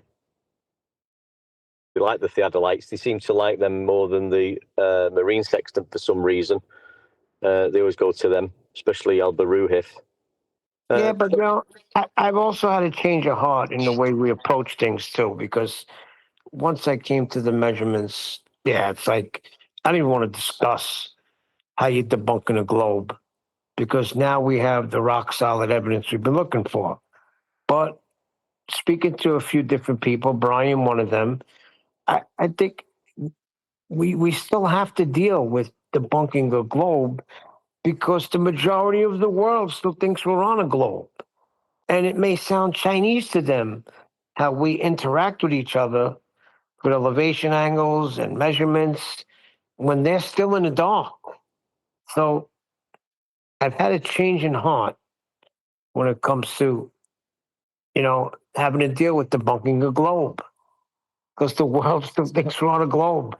I mean, turn on the television, look at half the commercials that come on. They're either in space, walking on the moon, or talking about freaking alien invasions or other planets. And I mean, they're indoctrinated with over and over and over. So this is something that we can't get away from. We got to deal with it. Which one's curving in space? Length, width, or height? Oh dear. See, that's the Chinese language again. I refracted. You're right. Well, what I was going to say, I agree. I agree, Neil, with you. I think from my perspective, and I've heard Brian talk only recently to Nathan about getting a bit more involved with the gyroscope and knowing its workings. But for me, I probably struggled a little bit all the way through it, latching onto things and being able to just let it flow when I'm, talking about gravity or Coriolis, if you're not doing it constantly. That's the way I am. Sometimes I find it hard to remember things. When I got to the point myself personally, where just to get down to the sort of bare bones of it, this like not using them 30 words and sticking to that a measurement and horizontal and vertical, that simplifies it a lot. But it also allows you to not maybe get involved in some of the conversations where you might have difficulty. I agree. Yeah, I agree 100%. Yeah, but we can't just ignore it, though. No, that's correct. I'm not saying I can't. I haven't spoke about other heliocentric presuppositions and talk my way through it with some people. But when it just comes down to what I've just said, it just sort of you can end the conversation quite quickly. Do we want to do that? That's what they don't want to do on the politics server. That's why I was frowned upon a little bit, because that's the way I was coming across over there a lot of the time. Like cutting people off, telling them not to use certain words. Okay, yeah, but they're taking it to a different extreme. I don't agree at all what they do over there. Like, to me, they play around too much with food. You know what I mean? I do not agree how they deal with it there. But what I'm saying is, well, I was looking at it before, like, the heck with this debunking the globe. We are now in it's going to be 2026 in a couple of months. I don't have to deal with debunking the globe when I could prove Earth is measured flat. And that's true. But we were brought into it. Think of the progression we've come through, you know, and to just smack them with that, they might not catch on right away. I mean, I said this the other day on Nathan's show, that we talk about it when we're talking about how the globes come into existence from surface level and eye level being parallel to each other, and how they claim that the celestial plane or the equatorial plane is being used inside a sphere. When we actually, if nobody was involved with this topic, we sound a little bit crazy. What the hell are you talking about, you guys? About being inside this Earth and getting angles from the horizontal plane, and but all we're pointing out is what the globe side are actually saying, and we're saying this isn't correct because you can't do that. It's ridiculous. But if you're not involved with it, you can't absorb that in one go if you've not been on a journey with it, probably. Yeah, but see that what the greatest trick they ever pulled for heliocentrism. One second. I have the badge. The greatest trick they ever pulled for to promote to have people fight for a globe and heliocentrism is not educating them about it. And if they do educate them about it, they educate them in such a way where those people mentally make a division between what's happening in the real world and what happens in heliocentric globe world. Which is why you have people like Brian Cox out there who are astrophysicists or whatever, who will waffle on a lot of stuff thinking that somehow has some relevance to reality. And the same way is you'll have a surveyor literally measure things, right, using horizontals and verticals over huge areas and triangles over huge areas, and then say they add in the Haversine formula and a few movements around they move around the coordinates a bit, and suddenly they say it's a globe. Do you know what I mean? So most of the time, though, most people, but going off of what you're saying, like that's even people who are educated, right? They're awkward to deal with because they have an education that's flawed. But then what's worse than that is the masses who don't understand any of this and don't have an education on it. So when you try and say something that you're hoping they'll pick up on, they don't know what you're talking about. Yeah. It's double Dutch to them. Well, when you're just literally laying out something simple. Yeah, that's well put. That's true. So the educated, you're dealing with their education that they were poorly educated in, and just the regular Joe Schmo has no clue at all. That's brilliant. Yeah, you're either dealing with people who have been educated incorrectly, or people who don't have any education, and either one can be awkward because one person has a rhetoric that's based off of an incorrect education. The other person has a similar rhetoric that's based off of no education or understanding of what they're. One person does know what they're supporting, but their education is flawed. The other person doesn't know what they're supporting, but they think they do. Do you know what I mean? And both of them are wrong. So you have an uphill battle no matter what. What I would say, though, is little things that do happen to us. The other day, and I said this to you yesterday, Neil, and I'd like to know what the rest of you think of it, but the other day, Nathan covered David Weiss. And David I was going to bring that up to you, Brian. Go ahead. Yeah. The other day, Nathan covered David Weiss, and he was shouting and screaming at David Weiss, and because of David Weiss, and David Weiss instantly triggers him because David Weiss is more of a marketer, and that he's not really a flat earther. He's just markets flat earth and makes money out of it, whatever, right? And he doesn't do things right. But what he does is he hijacks things, right? Like what he was referencing the other day that could be good, right? But he puts them out there like the Flat Earth Society does. David Weiss will put out 3 things that make people think and 1 thing that's completely ridiculous.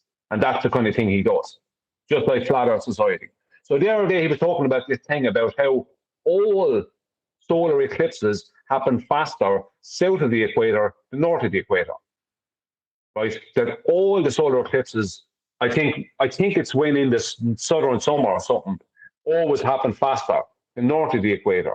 Now, I don't know. I'd have to look into the details of this to make sure that it's not something that they can actually somehow wrangle around with heliocentrism. But if what I'm thinking is correct, then they'd have a major issue because it would involve their globe rotating at two different rates, right? Kind of thing. Because their sun doesn't move, remember, their sun is stationary. And that would mean there's two things moving for them, the rotation of their globe, as well as the globe's orbit around the sun. But during the solar eclipse, it'd be the rotation of their globe, and their pre-assumption that what's going in front of the sun is the new moon, right? This thing, right? Now, if that is true, and it is what I think it is, then that is a very, very damning point. If that is true, then that is very damning for the globe. But people won't pay attention to it because David Weiss is throwing it out there. And after he throws that out there, he talks about ether or some rubbish like that. So he doesn't do the thing any justice. The same with the celestial theodolite thing. If you take the nonsense out of that, it actually got good arguments within it, no doubt about it. But when you add all the nonsense in and the incorrect stuff with it, and it muddles it, and you know what I mean? So that's why people like David Weiss cover these things. They cover these things, they hijack them, they cover them, whether it be on purpose or just for money, and they take the validity, any validity that thing might have is diminished by the way it's been presented to an audience. Whereas if it's presented correctly in a proper presentation and everything's locked down, then it will be very good. Yeah, it would be devastating for the globe. Yeah, exactly. Because if you're saying what I think you're saying, and they have the globe moving at two different rates, that's a big problem for them. Well, see, for them during a solar eclipse, and like during a solar eclipse, and John would attest to this, for them, the only reason that the sun appears to be moving at all is because their globe is rotating.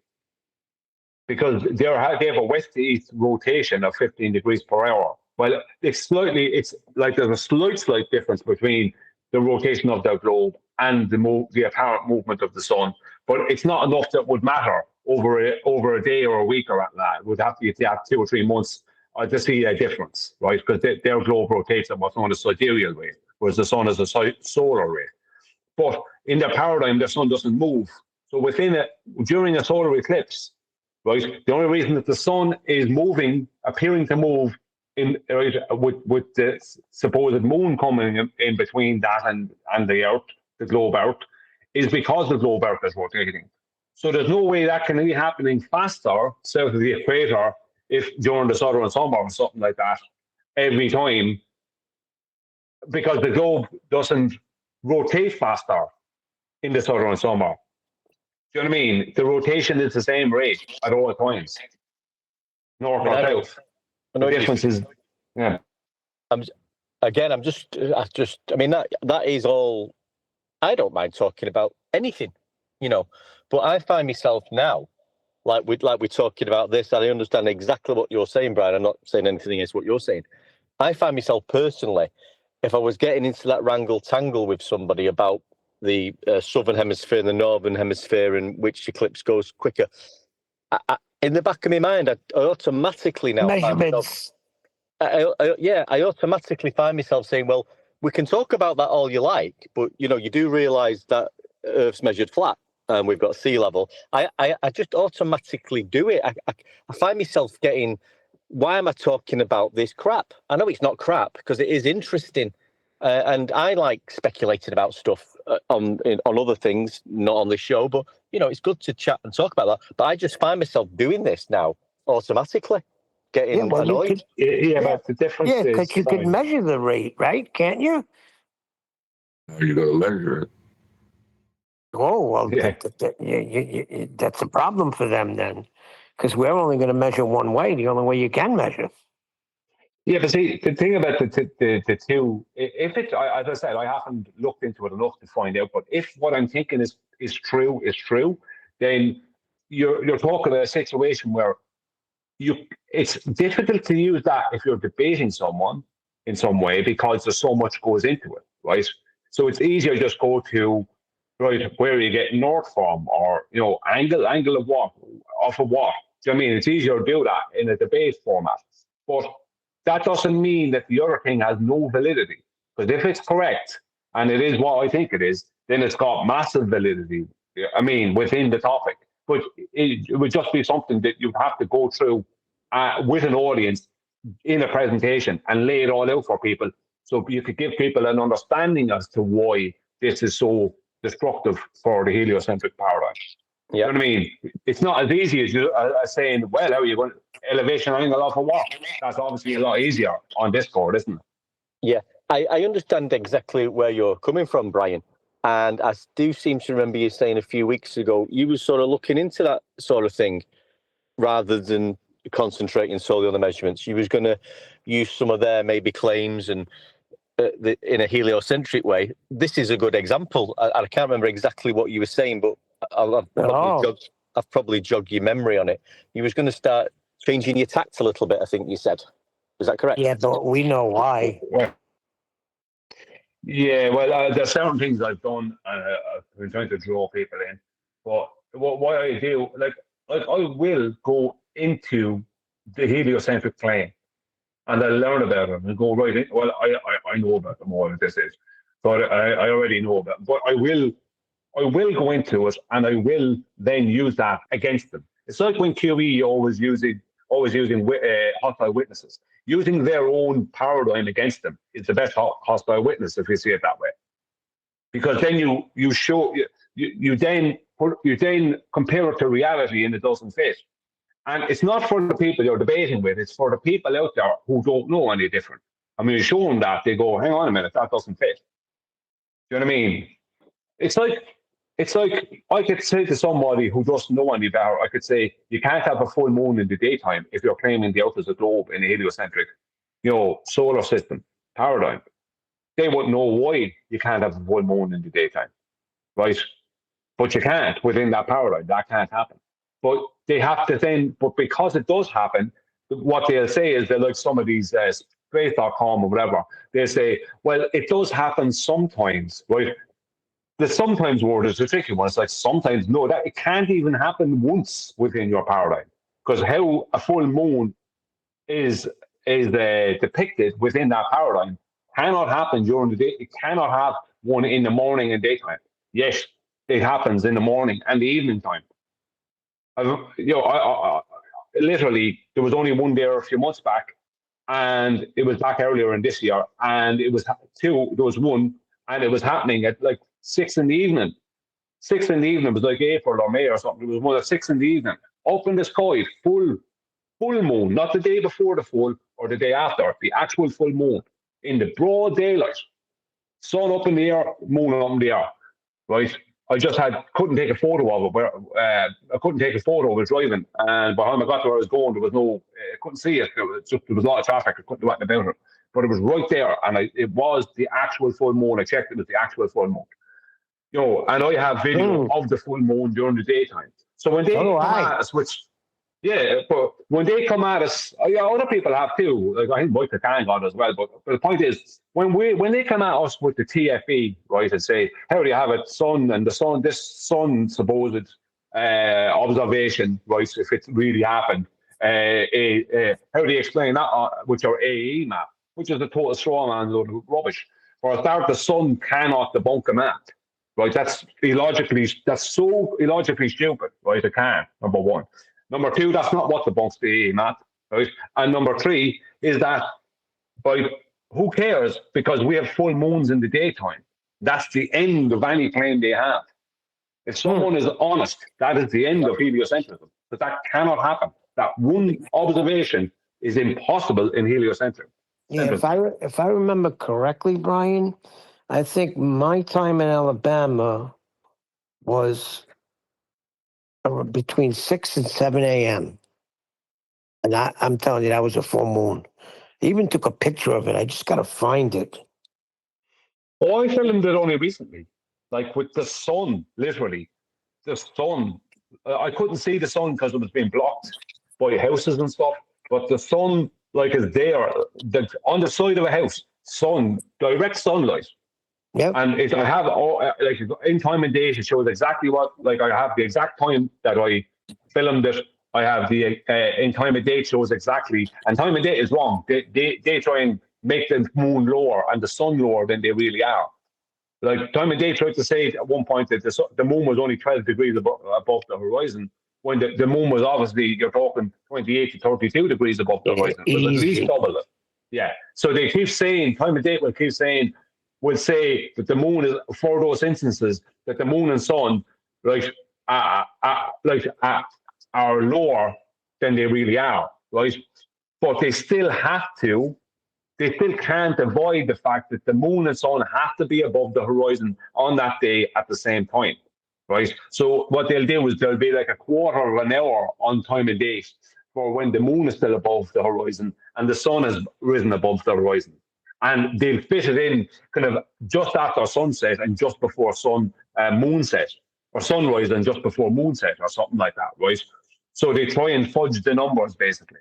But when you go out and look at it, the moon is way more higher in the sky than time and date are giving you at that moment. And the sun is way higher in the sky than time and date are giving you at that moment. So they actually fudge the numbers, literally fudge the numbers, because at that point, time and date, and any of them like it, that are doing the same thing, they're not working with heliocentrism at that point, because they can't be, because that can't happen in heliocentrism. So they actually fudge the numbers for those specific instances. That's how corrupt they are. I mean, it's one thing that they've always done and they're always going to have to do, isn't it? They've fudged the numbers from day one and changed the narrative as they need to. You know, absolutely. Newtonian gravity, Einstein gravity, that's all got altered. They'll alter things as people start realising the lies, then they'll come up with some ludicrous excuse to cover it up.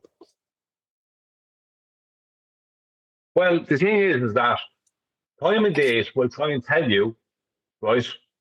They'll try and gaslight you into believing that the sun is not after rising yet when the sun is obviously up in the air above the horizon, right? Or that the moon has gone down below the horizon when it hasn't. They literally will try and do that because they're corrupted. And that's why they'll do it. You can't trust them.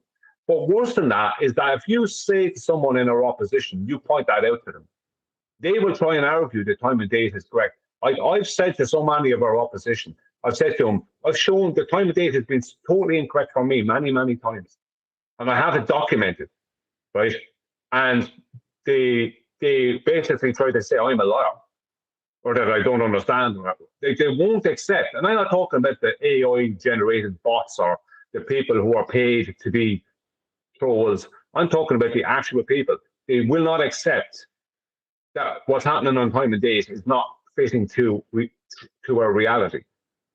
They won't accept it. They literally won't accept it. It's like, and even if they come up, like you can literally give them an instance that they can research themselves and they won't accept it. They will not accept the time and date is wrong, because that means that time and date either fudged the numbers because they couldn't do, because reality was not fitting heliocentrism, or it means straight, or it means worse than that, is that, well, it means the same thing at that point, that heliocentrism is just wrong.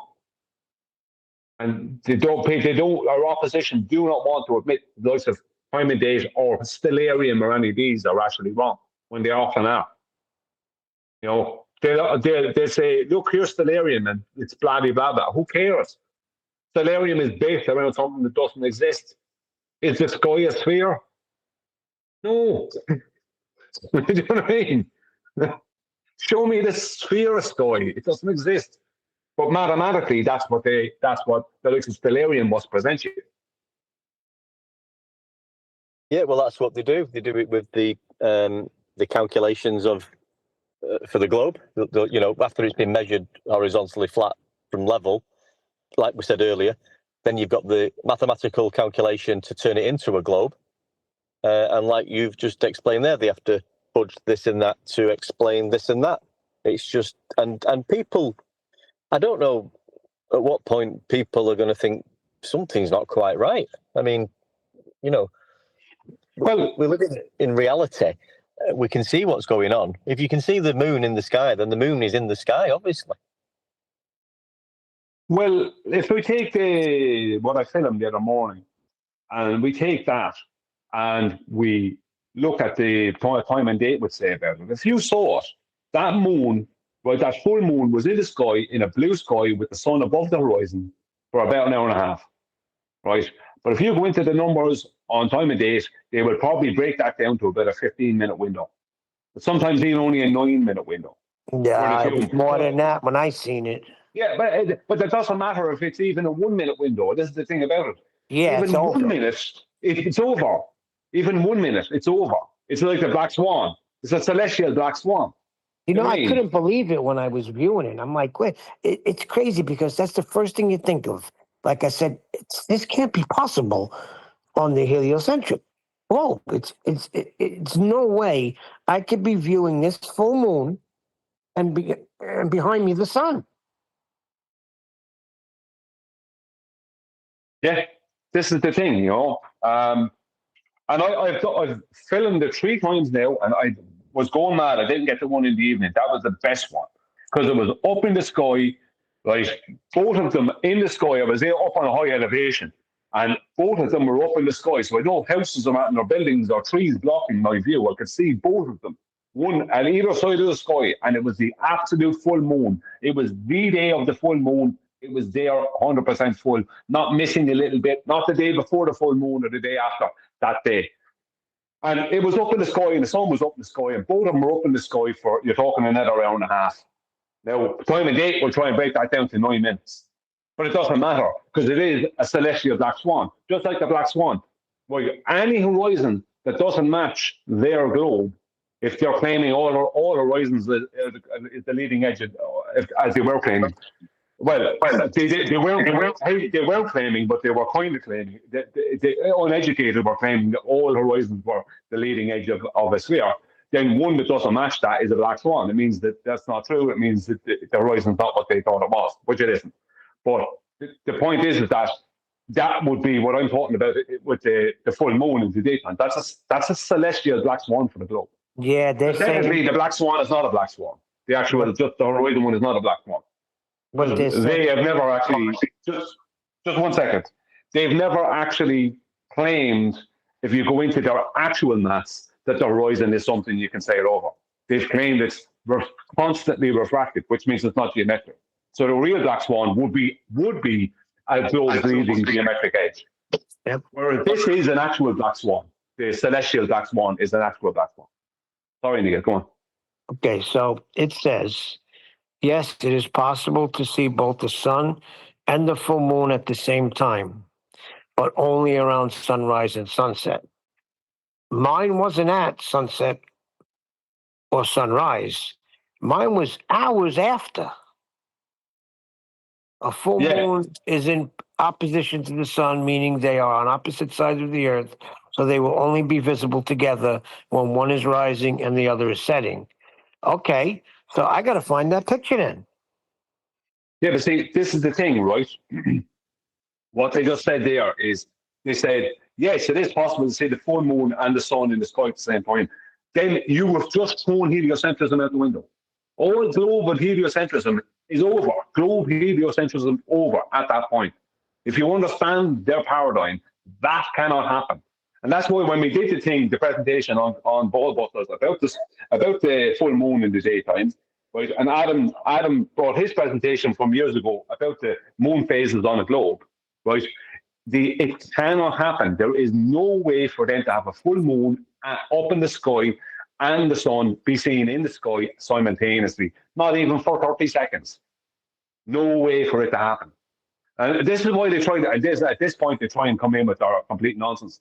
They try and come in with celestial refraction or some rubbish, and that's what they try and, but they can't because, number one, they don't have refraction. They have single medium non-refraction that's based on a globe that was never measured. Do you know what I mean? It's actually only 7 or 6 hours, and is all they're actually claiming. But which is not refraction, right? Which is mathematical, which is based off a globe that was never measured, right? So, but long story short, besides all that malarkey, they can't, because what they're dealing with, they can't even, like when you go into it, they can't say any of that because these are the actual positions that the celestial bodies are always in the sky. Now, if you were talking about, let's say, effects, right, within the air that would cause something to appear warped or whatever, right? You can't put that into a cycle. You can't put that into a cycle because one day it could happen and another day it couldn't. It doesn't.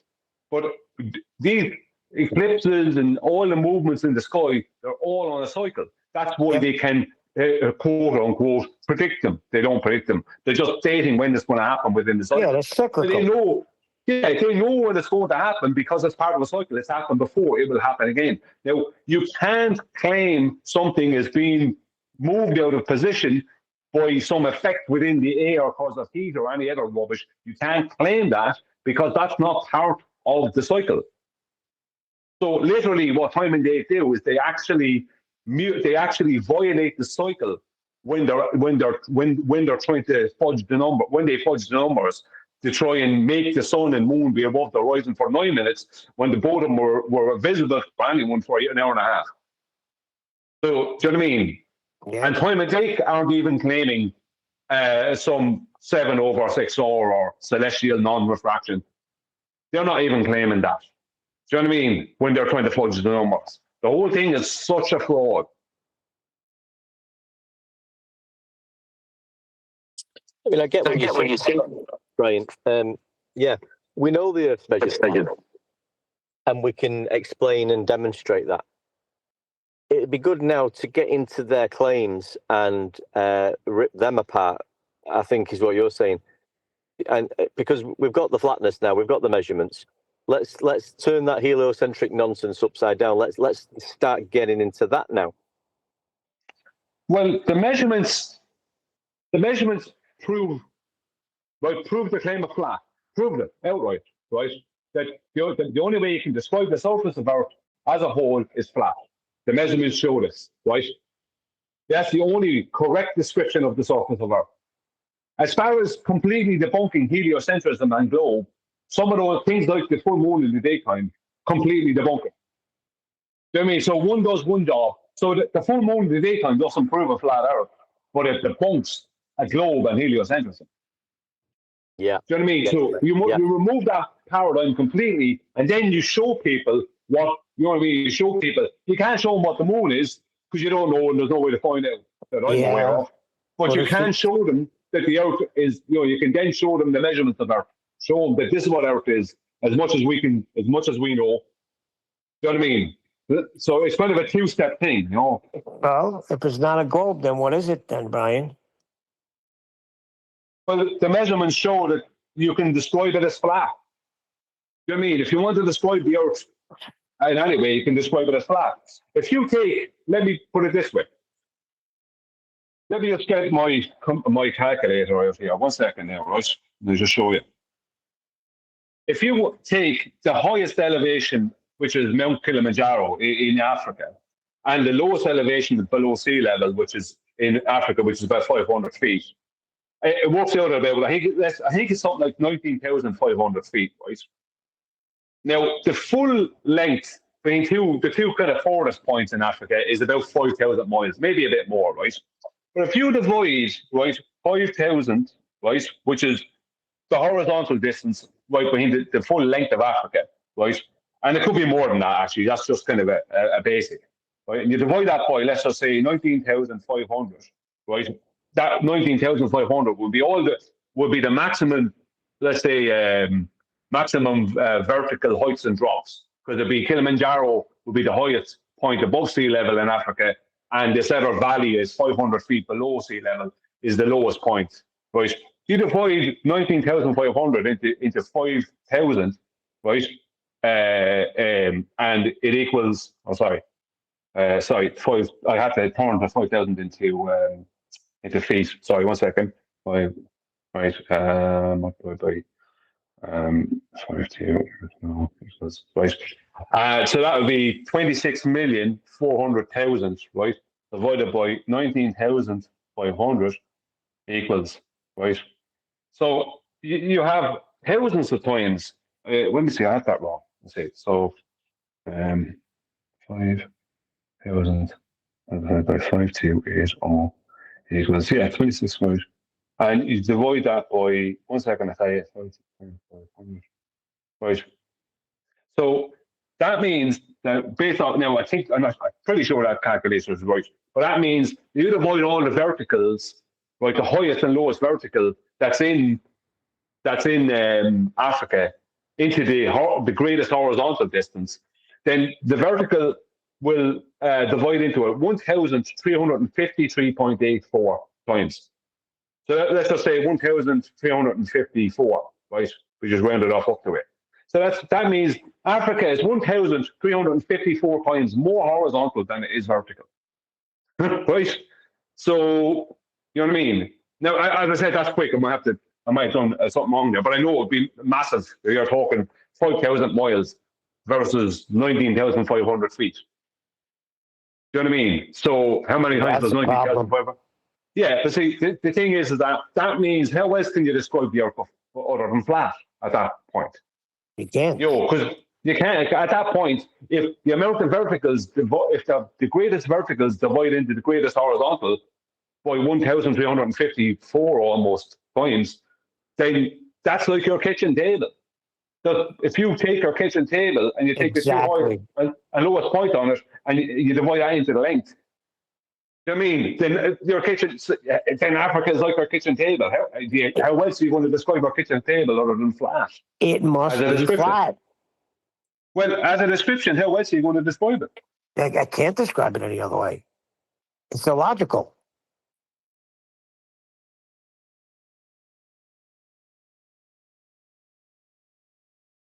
Slightly curved. Well, your cup of tea will be sliding off of your kitchen table then. That's exactly what Danny Faulkner went to. Danny Faulkner went to his tables, and now he has I think 5 tables in my house. You know, and it goes into his tables. Come on, what are we talking about here? I think he has 3 tables. 3 tables, yeah. And they're all described flat, right? It's like he has a nickname. It's like Danny 3 tables or something, or 4 tables. That's exactly what we call him in the mob. Danny 3 tables. You know, you got Jimmy. Who was the guy years ago? You got Jimmy 2 times and Danny 3 tables.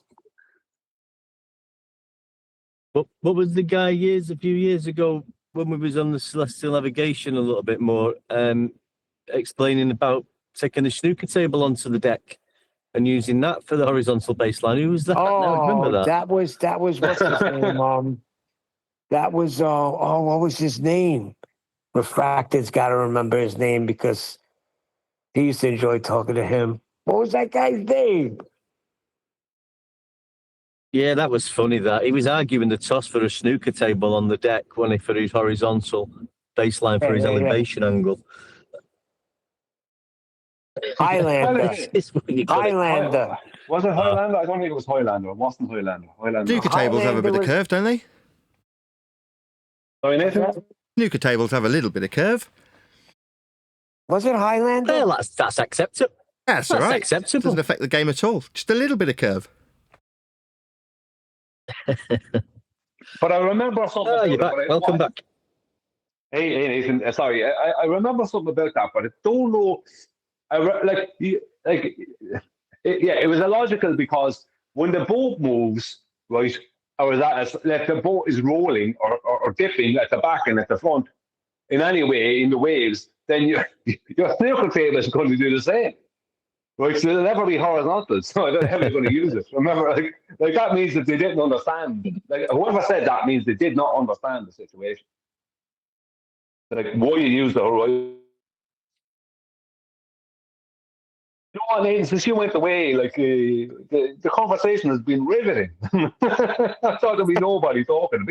You should listen back. It was one of the greatest conversations that ever happened on your show. And who was the other guy with the accelerating coffee? Who was the other guy with the accelerating coffee cup? I think he was a school teacher. And he That was Nathan, wasn't it? No, he used to play. He used to play Nathan's show for his students. What was that guy's name?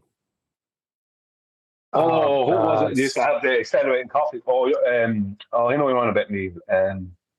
What's his name? I think is it R.C. Meisty? Yes, R.C. Meisty. That's exactly who it is. He's a pilot as well, I think. Yeah, they're all pilots. When we started talking about flight, all the pilots came out. Started talking about celestial navigation. Hang on. all the freaking sailors came out. That's what I was just going to say. All experts in celestial navigation, all pilots. Unreal. You're right. So Yeah. when we're talking about celestial navigation and being at sea and not dying at sea, suddenly everyone's a sailor. When you talk about pitch, everyone's suddenly a pilot. You're right. Yeah, I'm sure. I remember I told always you. got me. Sorry, go on, Monday. No, I'm Sorry, just saying it's nothing important, really. I'm just saying it's always got me how this pilot thing. They think this pilot thing holds some sort of it's got some heavyweight sort of punch behind it. If you're a pilot, you'll know everything about the Earth and the shape of it. I mean, making out it's a globe. When in reality, if you're a pilot and you know how the aeroplane's operating, you'll definitely know it's going to be requiring a horizontal reference frame for its pitch. You know what I mean? Say that again, Monday. Sorry, I might be breaking up, Brian. You go for it, mate. I think I'm in a bad area. Sorry. No, I'm not. I heard everything you said. I just didn't. I missed some of it. You were saying it, but my attention was taken somewhere else. Sorry, it was selfish of me. But I was just talking about people who were claiming to be things. Within my first 3 to 4 months in this arena, I had about 8 people telling me they were astronauts. Yep. If you're talking about the sky vacuum, suddenly everyone's an astronaut. Everybody's an astronaut. Yeah, about 8 people, 8 guys, right, in YouTube, in the comments, because that's all I was doing at the time. I wasn't on any Discord, or I was just commenting on videos and debating people in comments. That about 8 different people tried to say they're literally within 3 to 4 months that you're talking kind of two a month came and they were an astronaut. Astronauts on YouTube. That's brilliant. But that's like, what are you doing hanging around on YouTube? Do you know what I mean? Like, you're on some faceless, nameless account on YouTube trying to tell me you're an astronaut. It's like, if you're off being an astronaut and that's a real thing, what are you doing hanging around on some stock account on YouTube? And here's the thing. And the one guy that was a sailor, Johnny, nobody listened to a word he said. Sometimes it's hard, Johnny to be drinking a bit much. But Yeah, but it's true. If you listen to him, he knew exactly what he was talking about, and they wanted to write him off as a drunk. Well, he was a sailor, and he That's how you know he was a sailor. I don't really know if he was. He said he was. Was he a drunken sailor? I mean, he tended to, even when he was absolutely shit-faced, he could recite like chapter and verse of celestial navigation accurately. Now, that doesn't make him a sailor. That doesn't prove he's a sailor. But it tends to suggest that he's not lying when he's, like I say, blind drunk and still managing to talk about it in a way that you go, yeah, he's not incorrect. You might slur his words, but he's definitely correct. So when someone like that suggests that that's what they've done for their entire career and they hang around, they're not just some chat skank commenter who's an astronaut for a day through stolen valour. He's just here doing his thing and talking about his experience at sea. You go, yeah, okay, I believe you.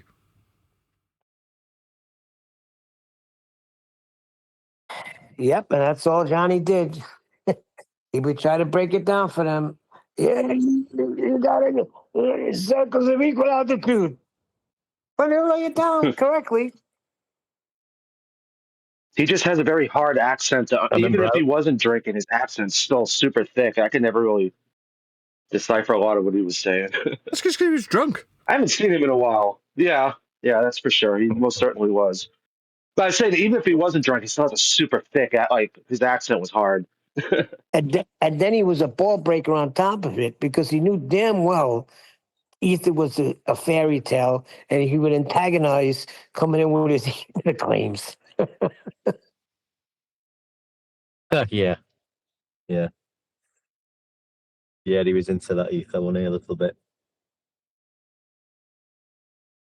But that's what we're going to do. He knew about the elevation angles, and what was we talking about before Nathan went out? Yeah, we was talking about all that, weren't we? How we know Earth's measured flat. We were talking about the full moon and the sun being in the sky for a certain amount of time, and maybe going to start using some of these helios. Not that we have to. We were saying. I mean, I was saying, Nathan, I found it easier for myself. Since it's come down to the crunch of just saying, we need sea level, horizontal, elevation angles, and the 30 words and that. For somebody like myself who can't always remember the argument like perfectly in a debating arena, that makes it a lot simple for me. I've been crushed down, and you can just use it. But like Brian's been saying, and he's correct, we need to know their side of it as well, inside out, like you guys do. I'm a bit rusty on some areas sometimes, and would find it difficult with a difficult debater to keep it flowing. Where if I just cut you off when you mention horizontal, when you're trying to mention how Earth goes measured, it makes it quite simple. Yeah, I was saying I had to change a heart. Whereas I would refrain from debunking the globe because we did that for years. We no longer need to debunk the globe. The problem is that the whole world still thinks we're on a globe. And it might not be bad to show them how their globe doesn't work, along with how Earth is measured flat. Yeah, see, the thing is this, right? The world, most of the world still thinks it's a globe, or they don't know if it is, but they don't want to accept it's flat. If you can lay out for them what that is, and that you understand that paradigm implicitly, and you can lay out their paradigm and then compare it to reality and show that it doesn't work with something like full moon in the daytime, right, which would be, as I call it, a celestial black swan. If you lay that out, right, you then debunked heliocentrism and globe. And then you lay out the measurements of Earth. And then you prove the flat part. So you're debunking one, and because full moon in the daytime, as I said, is not going to prove a flat Earth, but it will debunk a globe. So it's good to have both. If you want to really convince people, you need to have both. You need to have that. But in a debate on Discord, right, that's for convincing people. Not for, if you're trying to debate somebody in Discord or something like that, then you're going, like often in a debate, people will go to what's easiest to go to, which is why one deck is saying it's obviously easiest for him to go straight to a measurement, because that is instant, like it's a double whammy. But that, but Brian, for the uneducated, that's not good. That's going to mean double Dutch to a lot of them, But we were doing that. When the Black Swan came out, followed by celestial navigation, we were debunking the globe with the Black Swan and demonstrating the measurements through celestial navigation. Well, the Black Swan technically, and Kavia said this, and I agree, and I said it in the past about the Black Swan myself, because it's the horizon, which is rate of slope 0, right, that you're talking about, that the fact that you're even referencing the horizon means it's not a globe, right? But the thing about it is that with celestial navigation, it was very complicated. So, like, I'm talking about if you're presenting to somebody, if you want to present to somebody or an audience or whatever, if you wanted to, like, you can completely debunk the likes of heliocentrism with something like a full moon in the daytime and then prove it's flat, right? So you've taken away one paradigm completely, then you're showing them what happens when we measure reality. Do you know what I mean? So you're taking away the paradigm, and because that way you're not, because if you just show them the measurements, often the time they'll kind of come up with things in their head. If you remove that thing, right? You remove that thing and just in their head first, and then go to the other thing. If you have the chance to do that within a presentation form, then you have, it's a double whammy kind of. Yeah. I mean, I agree what you're saying, Brian, but just holding on the fact what you're saying is give them their own paradigm. I enjoy doing that I'm not talking about celestial phenomena now. I enjoy giving them their own paradigm by talking about Eratosthenes and Al-Biruni, because that is their claim of a globe. So I like to get them to that. Celestial navigation is great. You can use that as well because that is the latitude measurement for the supposed globe as well. So everything that we talk about is their paradigm anyway. Eratosthenes. I'd love to go into a school with a whiteboard with permission and go through that story with the kids and a teacher there, and draw out on the whiteboard exactly what went down that day and what the claim is, and read it from the documents that you'll find, and do it very slowly and logically, and get the kids involved and show them that at nowhere during that process is curvature of Earth being measured. Let's not brush right past the flat Earth measurements. Let's focus on them. What was that news program where they did it on a news program? Was it with some building in Dubai, and they were showing you how to measure the angle, and what was that now? I can't remember the show it was on, but they was absolutely trying to describe and mention something about Earth curvature or measuring the height of this building, and showing it was using horizontal baselines and triangles. Oh dear. Which is what they always do. Like I say, give them a microphone, ask them to explain Earth curve measurement. 15 seconds, 30 seconds, they'll have mentioned horizontal or an angle. Yeah, because they have to. Yeah, they have to, because they're not measuring curvature. They're measuring angles and elevation angles from horizontal. That's what they're doing in reality. But like you said earlier, and they've got to start saying, well, it's because it's a really big ball. We're measuring the angles, or we're measuring the angles from inside the Earth, which is absolutely ludicrous. I can't get my head around that one. That really gets me when I think about people watching and describing how this is happening, and people just not realizing what they're being told. Absolutely ludicrous, insane. Well, just look at how they describe vision, right?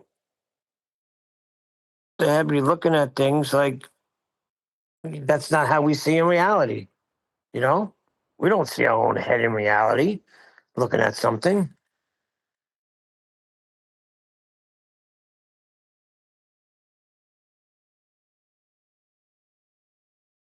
But yeah, I think Brian's, like I say, Brian's take on it now is to pull, because they always go to celestial, the heliocentric model. Like you say, we've got the measurements. We can explain all day how Earth's measured and maps have been measured and latitude and longitude, how we navigate this place using sea level. Let's start pulling their little paradigm apart then, like with that moon example. You've had moon shadow as well, haven't you? We've got the moon shadow. Moon shadow. Lots of different things. Maybe start drilling into that a little bit. But like I don't know if Nathan, this is what I was saying, Nathan. I find myself. It's great to talk about that. Well, the moon and the sun up in the sky, and talk about eclipses and stuff like that. But I find myself now. I automatically can't. I feel like I'm talking nonsense. I have to just bring it back down to Earth's measured flat, don't you? And we've got sea level. So this is a great conversation you're having, but it's got nothing to do with the shape of the Earth or how it's measured. I just automatically find myself going to that. I myself feeling a similar way when it comes to people asking me about, no offence to Brian, who's done all the research in this regard, but when it comes to things like longitude, latitude, how the grids are measured, how they're projected, how they're utilised, navigation in general, it's like, I'm a YouTuber. But all of these processes start by measuring Earth flat. Once you get to that point, who cares? Someone was asking me on one of the comments the other day, they're like, if I travel south to this particular point, and then he gave a latitude and longitude, and I'm like, okay, I'm just going to stop you there. You've already measured Earth flat. You've given a flat direction and flat measurement. And you're asking me about how it will function in the Southern Hemisphere. I'm like, I don't need to. You've got 2 flat Earth prerequisites just in your question. He's like, so you can't answer my question. I'm like, I don't need to. Once I prove that you're using flat Earth prerequisites, my job's done. Oh, so you can't answer the question. I'm like, I don't need to keep it going round and round in circles with this guy because he thinks he's got a little gotcha. I'm saying, no, Yep. I can take your question, point out where you require Earth to be measured flat in it, and then stop. I don't need to explain anything about your little gotcha question you think you got, because who cares? Once I point out how Earth must be measured for your question to even exist, that's the end of the discussion. Yeah, but then they want to come back. And there's another one you get to is, okay, then how big is it? What is the difference? You are showing me right there that you're admitting that Earth is, the measurements are horizontal, flat, right? Who cares? Like Brian said, it is two different. We're talking about the geometry of the Earth, how it's measured. We can go through that. On the other hand, there's nothing wrong with, if you want to talk about it, about how things in their heliocentric model cannot work on a globe. There's nothing wrong with talking about that, maybe. You know something? You might be onto something. What? I want to use that word model a lot. So what, mate? I'm going to use that word model a lot until they present one. Yeah. But yeah, it's two different topics. I think it's involved with the same. Obviously, the heliocentric model claims that we live on a globe in the first instance. So we've gone through them measurements and pointing out how it's not a globe because it's measured horizontally flat from sea level. So that's done and dusted. We can go over that, even though, you know, they throw everything up in your face to say, well, that's incorrect. But then they'll go and tell you that they've just measured 1,000 elevation angles across the Earth. And yeah, we do use horizontal from the center of Earth to measure elevation angles to the celestial objects in the sky. But it's definitely a globe. Let me know when you get to center of Earth. Yeah, it's a globe, but we're not going to. We're going to use the center of it. We're going to use the flat plane in the middle of it to get the angular measurements that we need. Just so you know. It's definitely a globe, but we won't be using the outer surface of the globe. We're going to go into hell and use that extended equatorial plane because that's what we need to do. Listen, you know the globe model's real because we got predictions. Yeah, Hey, we can predict Deck, things. There's cycles in place. There's cycles of the celestial object. So obviously, it's a globe. If you can't, if you can't present to me, that, Neil, if you can't present that flat Earth model, mate, there's no flat Earth.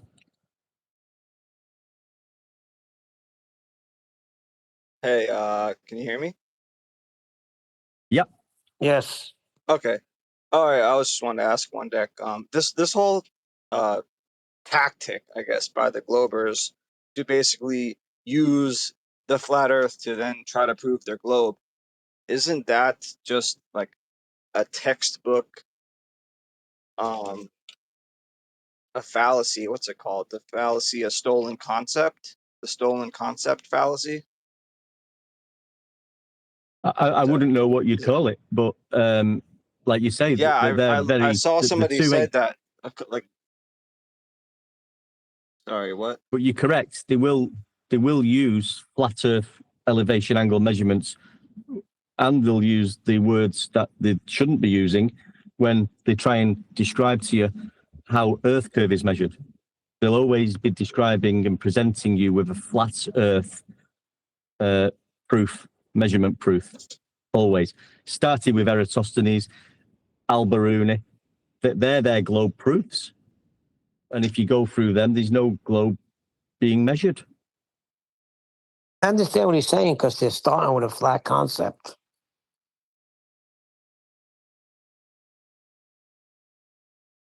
Yeah, I wouldn't know. Nathan would know the what that fallacy is called. I don't know.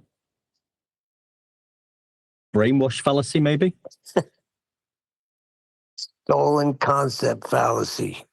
Yeah, dude, look it up. Stolen concept fallacy. I feel like it nails it. Stolen. Hold on. Yeah, we'll have a look at that, mate. Nice one, yeah. What do you find when you're talking to the Globers, and what sort of globe proof of measurement do you get offered? The globe is measured flat. I'm asking that guy. I don't know his name. Sorry. Sorry, what did you ask? I was For saying, sure. when you're talking to these Globers and asking them for the measurements of the globe, what do you get presented with or offered as globe measurement proof? Basically the same stuff. They try to say north. They talk about angles. They talk about GPS, like anything that uses triangles. Like they try all kinds of different things, and one way or the other. Like I think Nathan said earlier, like within like 10 to, or no, you said it, like 15, 20 seconds later, they're going to use something that requires a flat earth to do it. And at that point is when you can just chop the conversation and say, no, you're committing a fallacy. Almost the same way we do when they beg the question. We stop them right.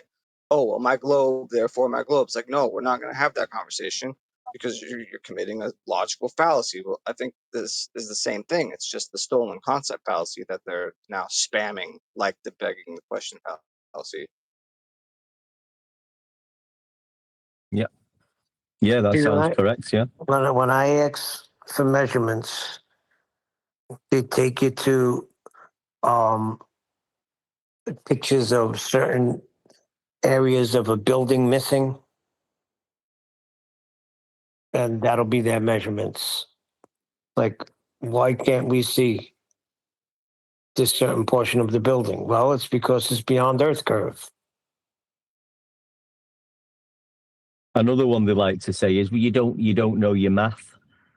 And in saying that, they're admitting that it's a mathematical concept. They're not talking about the actual measurement. They're saying you don't know your math. Well, we do know math, and we know that your Earth curve is a mathematical concept after it's been measured flat. Yeah, Neil's been calculated into a globe. Neil's disappearing buildings are at 1.22 times the square root of the observer's height and fate. That's the geometric physical obstruction they assert is Earth curve blocking the building. Well, that requires a flat surface level, your height measured off flat surface level, parallel eye level, all flat Earth prerequisites. Starting with height, off surface level. Well, it's right there in the maths we went through in the live show, right? Yeah, I used to love the brick analogy. Like, I remember that was so like eye-opening to me.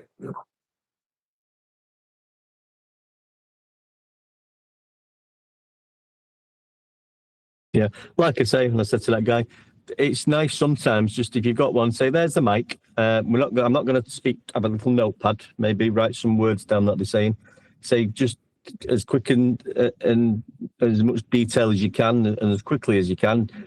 Break it down to me how Earth curve was measured, who measured it, and what equipment's used. And just give them the mic. Give them 2 minutes on the mic. Write some words that you'll guarantee they'll mention angle.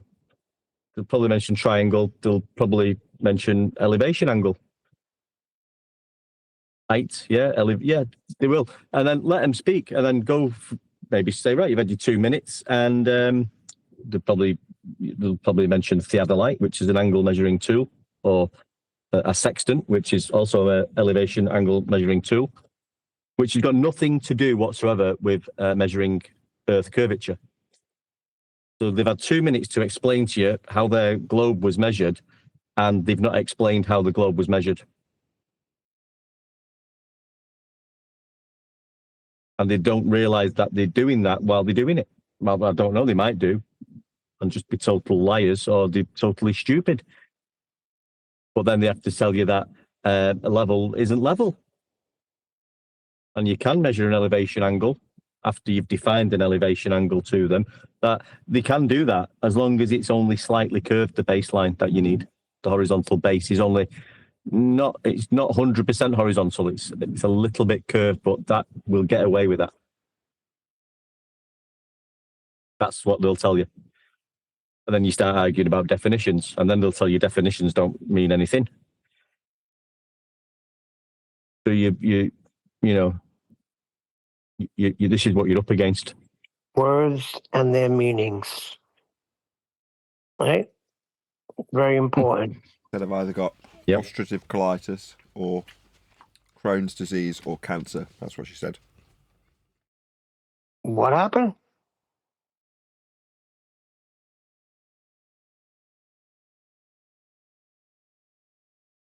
That's what you were diagnosed with? Oh shit! I was talking to my wife. Sorry. Jeez. Doesn't sound good, Nathan. Get a second opinion.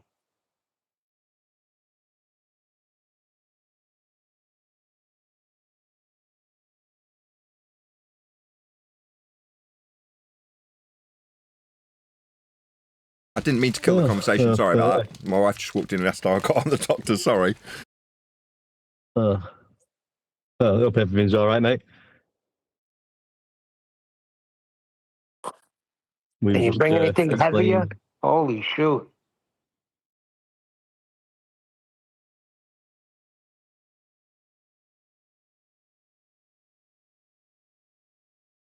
They don't know. Don't worry about that. I wish I hadn't said that.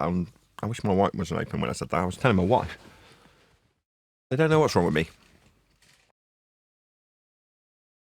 Yeah, I know. I said, can we get any more heavier news? Holy shit. Just freaking pack it in.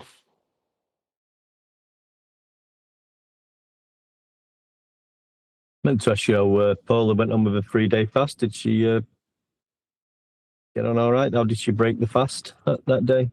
Was she okay afterwards? I made her a salad with some balsamic vinegar and olive oil. Was that how you broke your fast? With a salad? Yeah, with that salad I made you. Yeah, salad. Yeah, gotta do it gently, haven't you? You can't just can't just have a big roast dinner. You don't do what Neil did and eat a freaking Big Mac meal. That's for sure.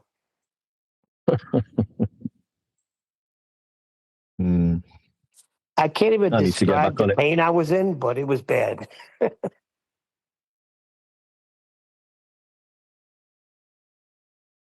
Yeah, I need to get back on it. I've not been looking after myself as I should. My diet's been a bit out the window. Not been doing as much exercise as I like to do. And, you know, noticed I put a little bit of weight on. I've been a bit sluggish. And I know what to do about it, Paul. I know what works for me.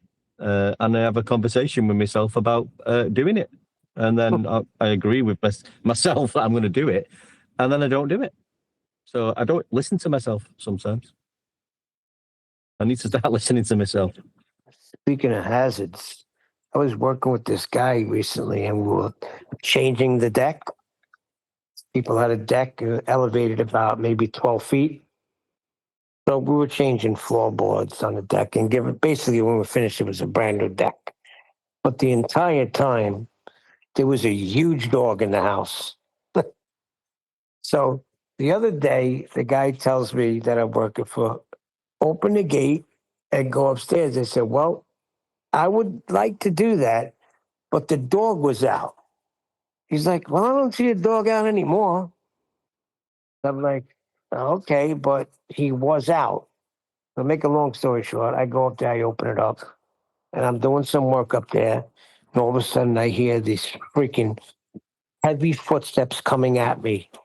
This freaking Great Dane is bigger than me, and he takes a bite at my head, but not a bite. But not like a bite to really bite me. It was just to make me aware. And now you can't show any fear with these dogs because if they sense fear, they got you. And I'm trying to talk this dog down. I'm like, hey, buddy, how you doing? I've been here for over a week now. You got to know who I am. And he's like going down and stiffing me up and down. And he's really upset that I'm there. But he's just like a real playful dog. Great Danes are Great Danes really are lovely not. dogs, really nice dogs. A Right. friend of mine's got a Great But- Dane, and I've known it since it was a puppy. And it reached a point where it was basically testicle height. And every single time I'd get introduced to this dog, it was about, I don't know, maybe 2 or 3 months old. And every time it would go in, bang you in the nuts with its head. And you say you don't want to show weakness. Well, a second a dog's head smash you in the nuts. But when you said it comes along and bites your head, I can imagine exactly what you mean. Because they're massive and they can literally get their jaws around your whole head. But they're not doing it because they want to bite your head off. They're just going, it's like you're a ball or something. But they're doing it gently because Great Danes are they're big softies. Yeah, but the guy told us like a week before, he said, yeah, he's a playful dog, but he can get protective with my wife. And that's what I'm thinking. I'm up here and his wife is probably home because I did hear her. And I hope he doesn't catch a delusion because he nipped right at my head, and he's got a big head. Now he was up to I'd say the bottom of my chest because I'm only 5'6". And I didn't want to show any fear, but it was very intimidating. Yeah. And I said, hey, Hal, you better freaking get up here because, at least if you're here, maybe he'll feel a little more safe. He's like, I would, but then I would open the gate. I said, I don't care. Get up here. I don't like that. My friend does not train his dog not to jump up, and it must weigh 50 kilos, probably more, like the weight of a fully grown man. And when they jump up on your shoulders, this particular one is as tall as I am. I'm 6'2", and this dog, when it's got its legs on my shoulders, is as tall as it's eye to eye with me. And you're like, if I was any lighter, you would be able to just push me over, this dog, because it's got a lot of heft behind it. It's heavy. Like, there's a lot of mass to this dog. So it's on your shoulders, and you're like, I've got to lean into this dog to not let it push me over. Yeah, I started petting him. I was petting his head, but he's smelling me up and down. He never gave the lick where he was in protective mode. And I just kept talking to him. I was like, listen, buddy, I'm your friend. I'm not your enemy here. And I'm petting him and petting him and petting him. And then he would do a quick move and go right up to my head again with his head. And I'm like, oh, my God, this dog should literally just mangle me right now. And I can't do anything about it. But he didn't. The lady came out. She apologized. I can imagine this scenario, I can vividly picture it. Well, you think that's bad? I got bullied by a little cockapoo dog. It's just a very small dog. Cross between Seriously, I was minding this dog for my friend, and it's a bit yappy and it can be a bit snarly. It has gone for other dogs, but he's very lovable as well. Anyway, blah, blah, blah. I'm in the house on my own with the dog called Teddy, by the way. And the friends that we was minding for was on holiday. Their next door neighbour, who was also a friend, came round to the house. And Teddy, the dog, loves this person. So she came in, to have a word with me about something, and then left the house. Now, Teddy wanted to go out at the house to see the lady who'd just been round because he knows her quite well. But he'd already been on his walk, blah, blah, blah. So she goes, I need to go out now and do something on my own without Teddy. So I get my keys, get my coat, whatever, go out the front door. Teddy runs to the front door snarling, puts his back against it and doesn't want me to go out the door. And I was like, come on, Teddy. So what I did what I used to do with my dog who passed away, unfortunately, a few years ago. Not in a bad way. I went to just grab his collar and just move him out the way. And when I did that, he really snarled at me. And so it didn't actually go for me, but I thought, oh God, I've not seen that before. That's a little bit thingy. So I got a little bit shook up by this. So I thought, how am I going to get out of the house? So I went into the kitchen and shouted him into the kitchen. Come on, Teddy, come down here. I thought when he comes into the kitchen, I'm going to run down the hallway and get out the house as quick as I can. So I did that. And every time I went to the door, he was at the door before me, snarling, not letting me out. So I thought, I know what I can do. I've got some dog treats in there. So I went and got a dog treat and I threw the dog treat into the living room. So he would go and get the treat. And then when he goes to get the treat, I'm out the door. but he'd sussed onto this and he didn't go for the treat. He just stayed at the door. I knew that was coming. Anyway, to cut a long story short, this is the saddest thing ever. I had to, if I go into the kitchen and through the door of the kitchen, I can go out into like the back area, and there's like a little sort of garage I've got. There's a wall there. I can climb up on the wall, get onto the garage roof, and then jump off the garage into the front garden. And that's what I did. And I was bullied by a little cockapoo dog. I would have loved your scenario. I would have welcomed that. Because, man, I thought at any moment this dog was going to bite my head off. I'm telling you, he was up to the bottom of my chest. So when he nipped at my head, I think his head was bigger than mine. I'm like, holy shoot. But, yeah, he's a big floppy dog and began to pet him. Then when the lady came out, he eased up a little bit. But, yeah, them Great Danes, man, those are big, freaking powerful dogs.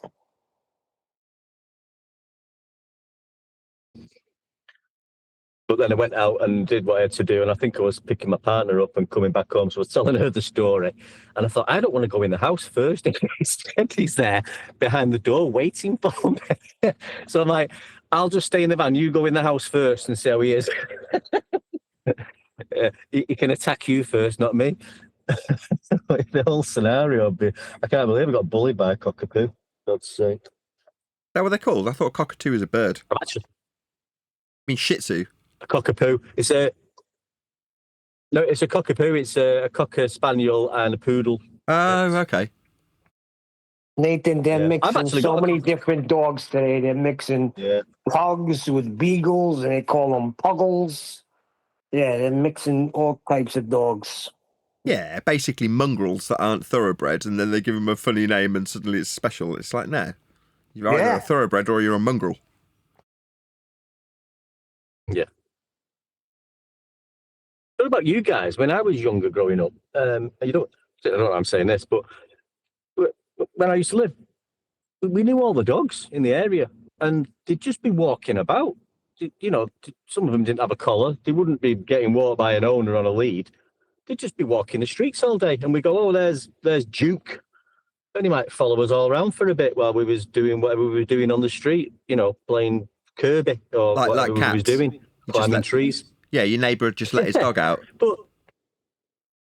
yeah, and they just used to walk around, and then you'd see him. They used to cross the road and knew what he was doing. But you don't see that nowadays, do you? Not so much. You do occasionally. It's illegal. Is it? Yeah, you have to have your dog on a leash now. That's illegal in the States, every state. If you don't have your dog on a leash, you can get a fine. Well, there's certain hours that you're allowed to, like in New York, in Central Park, I think it's up till 9 a.m. you're allowed your dog off the lead. I don't think so. I'm pretty sure all you are. Must be leashed. Yeah, there's most people don't know, but yes, I think it's before 9 a.m. you're allowed your dog off the lead. The guy the guy who played Loki in Avengers was talking about it, and he had a funny story about taking his dog into Central Park, and then suddenly a police officer shouting, "Hey Loki, it's past 9, get your dog on a leash." I guess that's true then. He lives in New York then. That's interesting.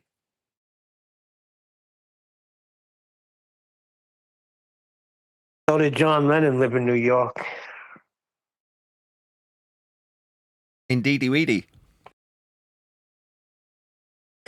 You know who else lives in New York? Hideki Matsui. You know who that is? The guy who made all the VCRs. He was a guy that played for the New York Yankees, and he actually won a World Series with them. But he was so taken by New York that he just stood living here.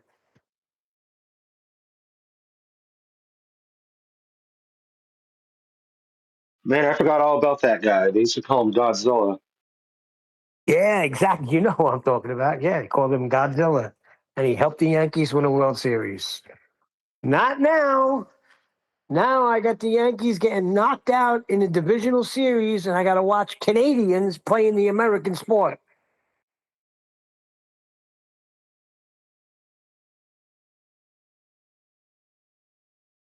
Yeah, Matsui's a brand that Dixon's and Curry's, I don't think Dixon's exists anymore, but when it did, their like in-house brand was called Matsui.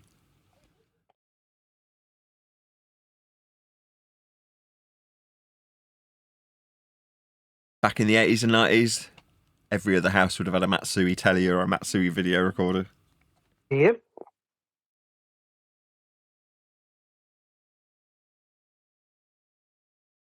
Those were the days. I used to work in Dixon's before it became defunct. We just have Curry's and PC World now. Probably don't have Curry's either. It's probably just PC World.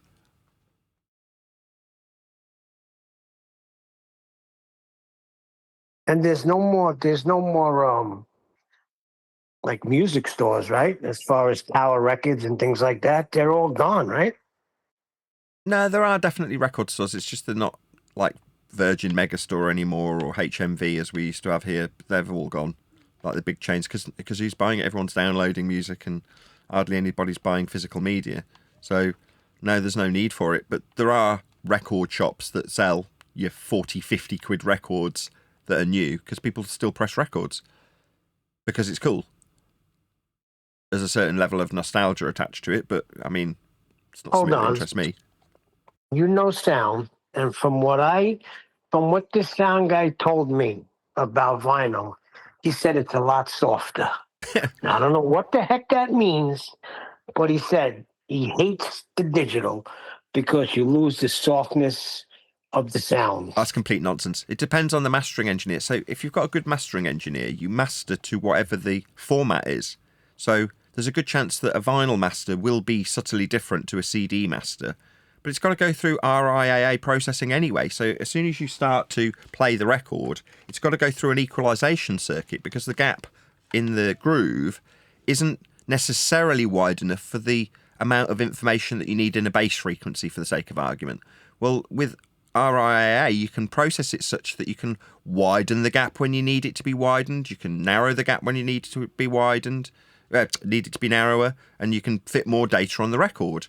But then you've got to put it through an equalization circuit to get it back to the original sound. So before you've done anything, if you're listening to a record, it's going through an equalization circuit. Well, that in and of itself, if you want to talk high fidelity audio, is bad. Well, a CD is just your 20 to 20k range, and there it is in ones and zeros. Well, once it's unpacked, as long as you've got a good enough digital to analog converter, it is what it is. It's just perfect. And that's been like that since probably the mid-90s. You know, CDs became perfect. I mean, don't get me wrong, you could buy a 100 quid CD player that wasn't particularly good, but if you were spending a couple of $100 on a CD player, what you got out at the end of it was essentially perfect. And it's never really changed since. Now, the format since then has got worse. So you get MP3s that are compressed at a rate that's lower than CD quality. Now, most people don't realise, but once you get to CD quality, you can't get any better. Like, once you've reformed the waveforms between 20 hertz and 20 kilohertz, that's it. They've been reproduced. They're either perfect or they're not. Yeah, we reached the maximum capability. Yeah. Right? You can't go any higher than that. Yeah, all you can achieve better is a better dynamic range, which is useful if you're recording loud sources, because you might go outside of the dynamic range if you haven't set your gains correctly. So 24-bit's quite useful for recording. I mean, they go up to 32 and 64-bit float now, where you can literally, on a home studio, you can have the gain changed after the fact. It's really clever, but it's really just in case you mess up your gain staging. That's really all it's for. It's not specifically for improved quality. Once you've mastered 2 CD quality, you don't need anything more. Actually, Nathan, I think it was before the 90s, because I remember my cousin's husband, before they were married, he would come from California with this. I know I spoke about this amazing sounding Z28 that he had this insane sound system in. And if you dared to put a tape in there, he would flip. Get out of here. Either CDs or nothing. I can't deal with the hiss. Can't have a hiss in my car. I'm like, what the hell are you talking about? What hiss? You don't hear the hiss when you put the tape in and it's getting ready to play? No, we don't hear the hiss. All I'm hearing is the song. He was a maniac with sound. And you could only play CDs. And this was 84, 85. It must have been when they were just coming out. Okay.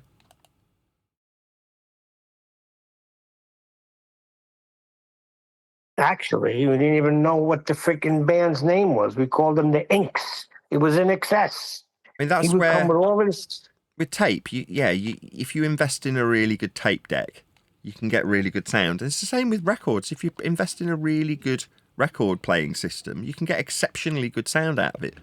But for me, one of my favourite tricks back when I was flogging hi-fi in my own town, so we had a shop called Leamington Hi-Fi, obviously here in Leamington, and one of the things we would do is show people their CD player that they were potentially going to buy that was $100, but you just run it into a $5,000 amp and a $5,000 set of speakers, and it would sound absolutely out of this world. Of course, but you'd be like, you don't need to spend an absolute crap ton of money on a CD player to get it to sound good. You never did. The source is so much less important. I think in the mid-2000s, I just abandoned CD players altogether. You're like, well, what's the point? Now everything, as long as you've got it in a decent enough quality, like the same as CD, 44.1 kilohertz or whatever it is, the sample rate, and that's all you need. You don't need a player at all. You just need the format, the file to be in that quality. I don't know. There's something to me. There's something about taking that arm from the record player and putting it right in that groove that you want it on, and waiting for that. It's more visceral. Yeah, I agree. Right. That's where you get the experience of interacting with the music, touching the record, putting the needle on it, seeing the record spin around, having to turn it over after 15 minutes. All things that piss me off greatly. But for other people, idiots, they like that kind of shit. Hey, I'll tell you one thing. I used to put like, Brian. 1 second, Brian, this would be quick. I used to put like 5 records on before I went to bed, and they would drop one at a time. And I never knew that at the end of Abbey Road, there was a song called Her Majesty that lasted about 30 seconds. And I woke up and I thought I was dreaming, to find out I wasn't. I never heard that song. I thought it ended after the last song, the end. And I discovered a new song. That was brilliant. You don't get that now.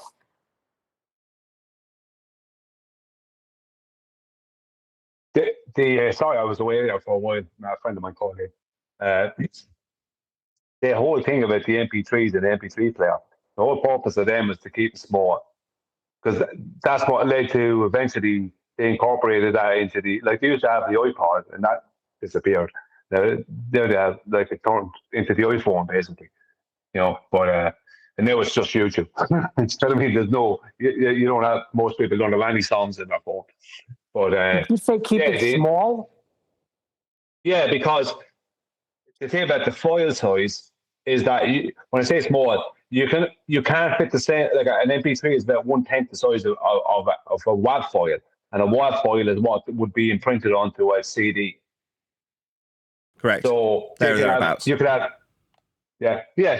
But it's you could have 10 MP3s for the same amount of hard drive space as one WAV file. Yeah. So you could have 10 songs instead of one song. Yeah, but then when they came out with the video, version of it, I remember my friend Mario had the only one in the house where he wasn't playing VHS tapes. He was putting big albums, the size of an album. Laserdisc. But it was a movie. Yeah, Laserdisc. Yeah, but there was a problem with that. It skipped a lot. So I don't think they mastered it yet, but I was watching The Godfather on laser in, 83? Yeah, Laserdisc's awesome.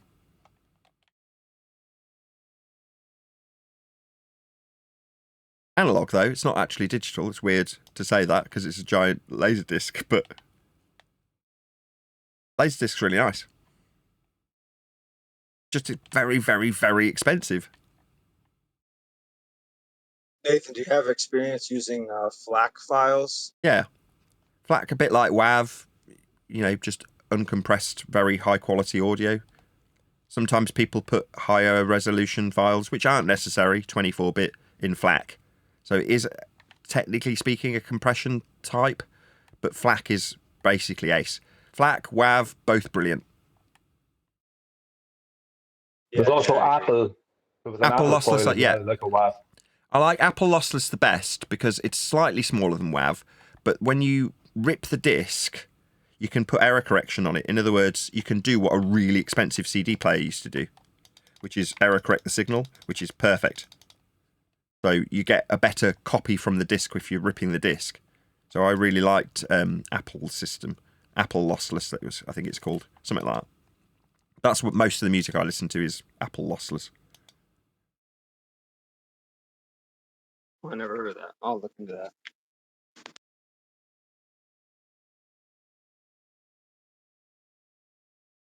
I know these a little bit about them only because I used to make. I did train for 2 years as a sound engineer, but I used to also make house music and techno, and so obviously the type of foils you use depends on how much you could at one time how much you could do with them. Now obviously over time you could use MP3s and whatever, but at one time you couldn't use an MP3.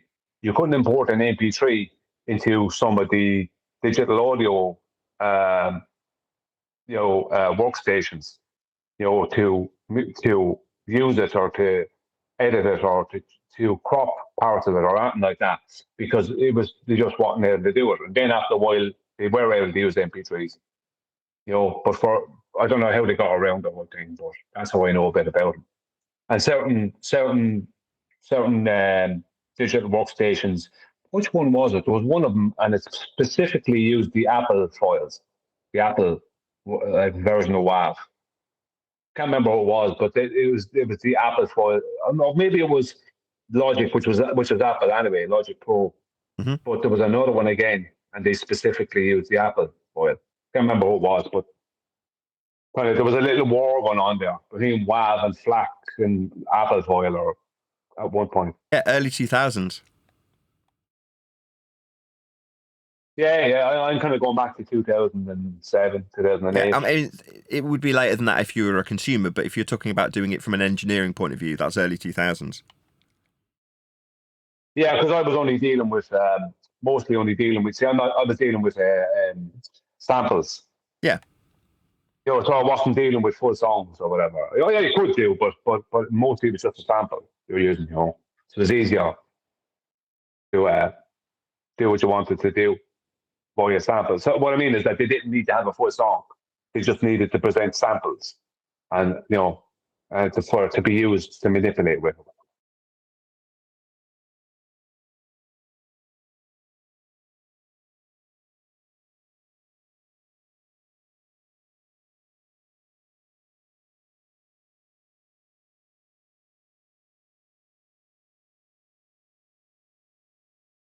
Cool.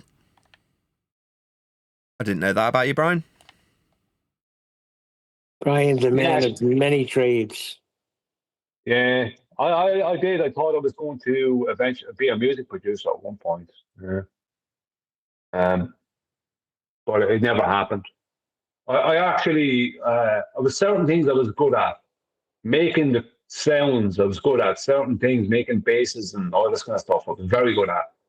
But I wasn't good at my Achilles heel was always arrangement. I'm not a composer. And that was always my problem. And I had to just admit I wasn't good enough and just let it go. You know what I mean? Very similar story for me. I'm not a musician. I'm not naturally musical. My brother and sister have got a lot of musical talent. Me, I was good at using the equipment. I'm very technically minded in that regard. So I could use the equipment. I could get it to work. I could figure out how to make it function and wire it up. I could get desks to work together and all that sort of stuff. But when it came to actually putting down tracks and making music, I was just useless. Wow. I was total opposite. All I knew how to do was plug it in. I didn't know how anything worked. I'd plug in my bass and play. Yeah. Musos is what you need. There's two very different skills, in my opinion. Obviously, there's plenty of technicians that are also musically inclined. but for the most part, you're normally one or the other. You normally end up leaning one way or the other. Either you end up just going, oh, well, I don't care, I just plug my lead into my amp and I play, and out comes beautiful sounds. Or you put a mic in front of a cab and then you run it into the desk and then you're patching things here, there and everywhere and through different outboard gear, or now, as it is the case, you're using all the different pieces of software that you can use, whatever they call them, plugins. Right. Yeah, well, they didn't believe Eddie Van Halen. Like, guitarists would come over and they thought he had all these type of effects. And he said, no, I'm plugged right into the amp. That's it. Yeah, but he did mess with his guitars a lot. Yeah, but not, they thought he would have 6 or 7 different effect boxes, and he had none. No, he didn't. You're right. He just knew what he was doing with his guitar. And he wasn't classically trained either. He just taught himself how to play. Watched his dad. Yep. But that's what made him different, because everybody was finger tapping, but he took it to another level. And it's like he came with a new bicycle on the block. He brought the bicycle on the block, and that was finger tapping. And that's it. But they were doing it earlier. You could hear Queen. You could hear, what's his name? The guitar player for Queen. May. Brian May. You hear Brian May doing it in a slower version. Who's an astrophysicist. Yeah, AKA that's the pseudoscientist. funny part of the movie. What when movie? he tells him, what would you have been? Brian May, the astrophysicist. Yeah, he is. And then he gets... No, I know, but in the movie, it's funny. And when he gets to the bass player, he goes, he tells her, I have no idea. Nothing comes to mind.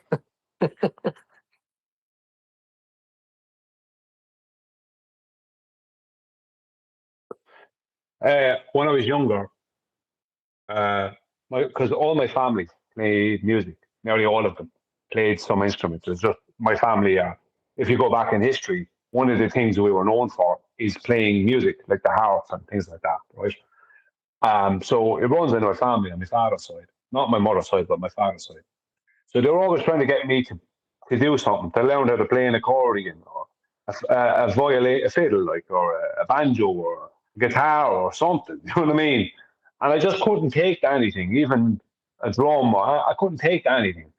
And my father, because he used to play, he played several different instruments. Like, he's played 4, 5, 6 different things. But he was one of these fellas. He'd get something and he'd sell it again and get some other thing. Right? He's one of these fellas. But he got, way back in the 1980s, when I was young, he got a synthesizer briefly, right? Somehow, I don't know how he got it. It was like what was the make? What's that one? Roland. There was a Roland, I think, he got way back in the 80s. And it was the only thing I took to. The only thing I liked. He had it about 2 months. I think he sold it again. I think he didn't have the money when he bought it. He had to sell it because he needed the money. Right? So he bought it and spent money he didn't have because we didn't have any. But wherever he got it from. But he only had it 2 months. But it was the only thing that I liked. And the only thing you liked, and they took it away? What the he sold it again. Yeah, it was gone. The only thing I liked using was that, because I could mess with the sound. I could manipulate the sound and mess around with it. And he only had it 2 months and it was gone. So that was the end of that. But years later, then that's why I got into using synthesizers myself years later. But it was the digital synthesizer as opposed to the hardware ones because they got too much. But yeah, the only thing, after all the things they tried with me, the only thing I took to, and he got rid of it again in no time. I was only starting to get used to it. Right, I'm going to round out. With that, I'm going to say a huge, massive, enormous thank you to both Discord and G Plus panels for making today's after show possible. And of course, a massive thank you to all of you for liking, commenting, sharing, subscribing, joining as a Nathan Oakley 1980 channel member, and all that good stuff. I've been Nathan Oakley, and I will see you all in the next video.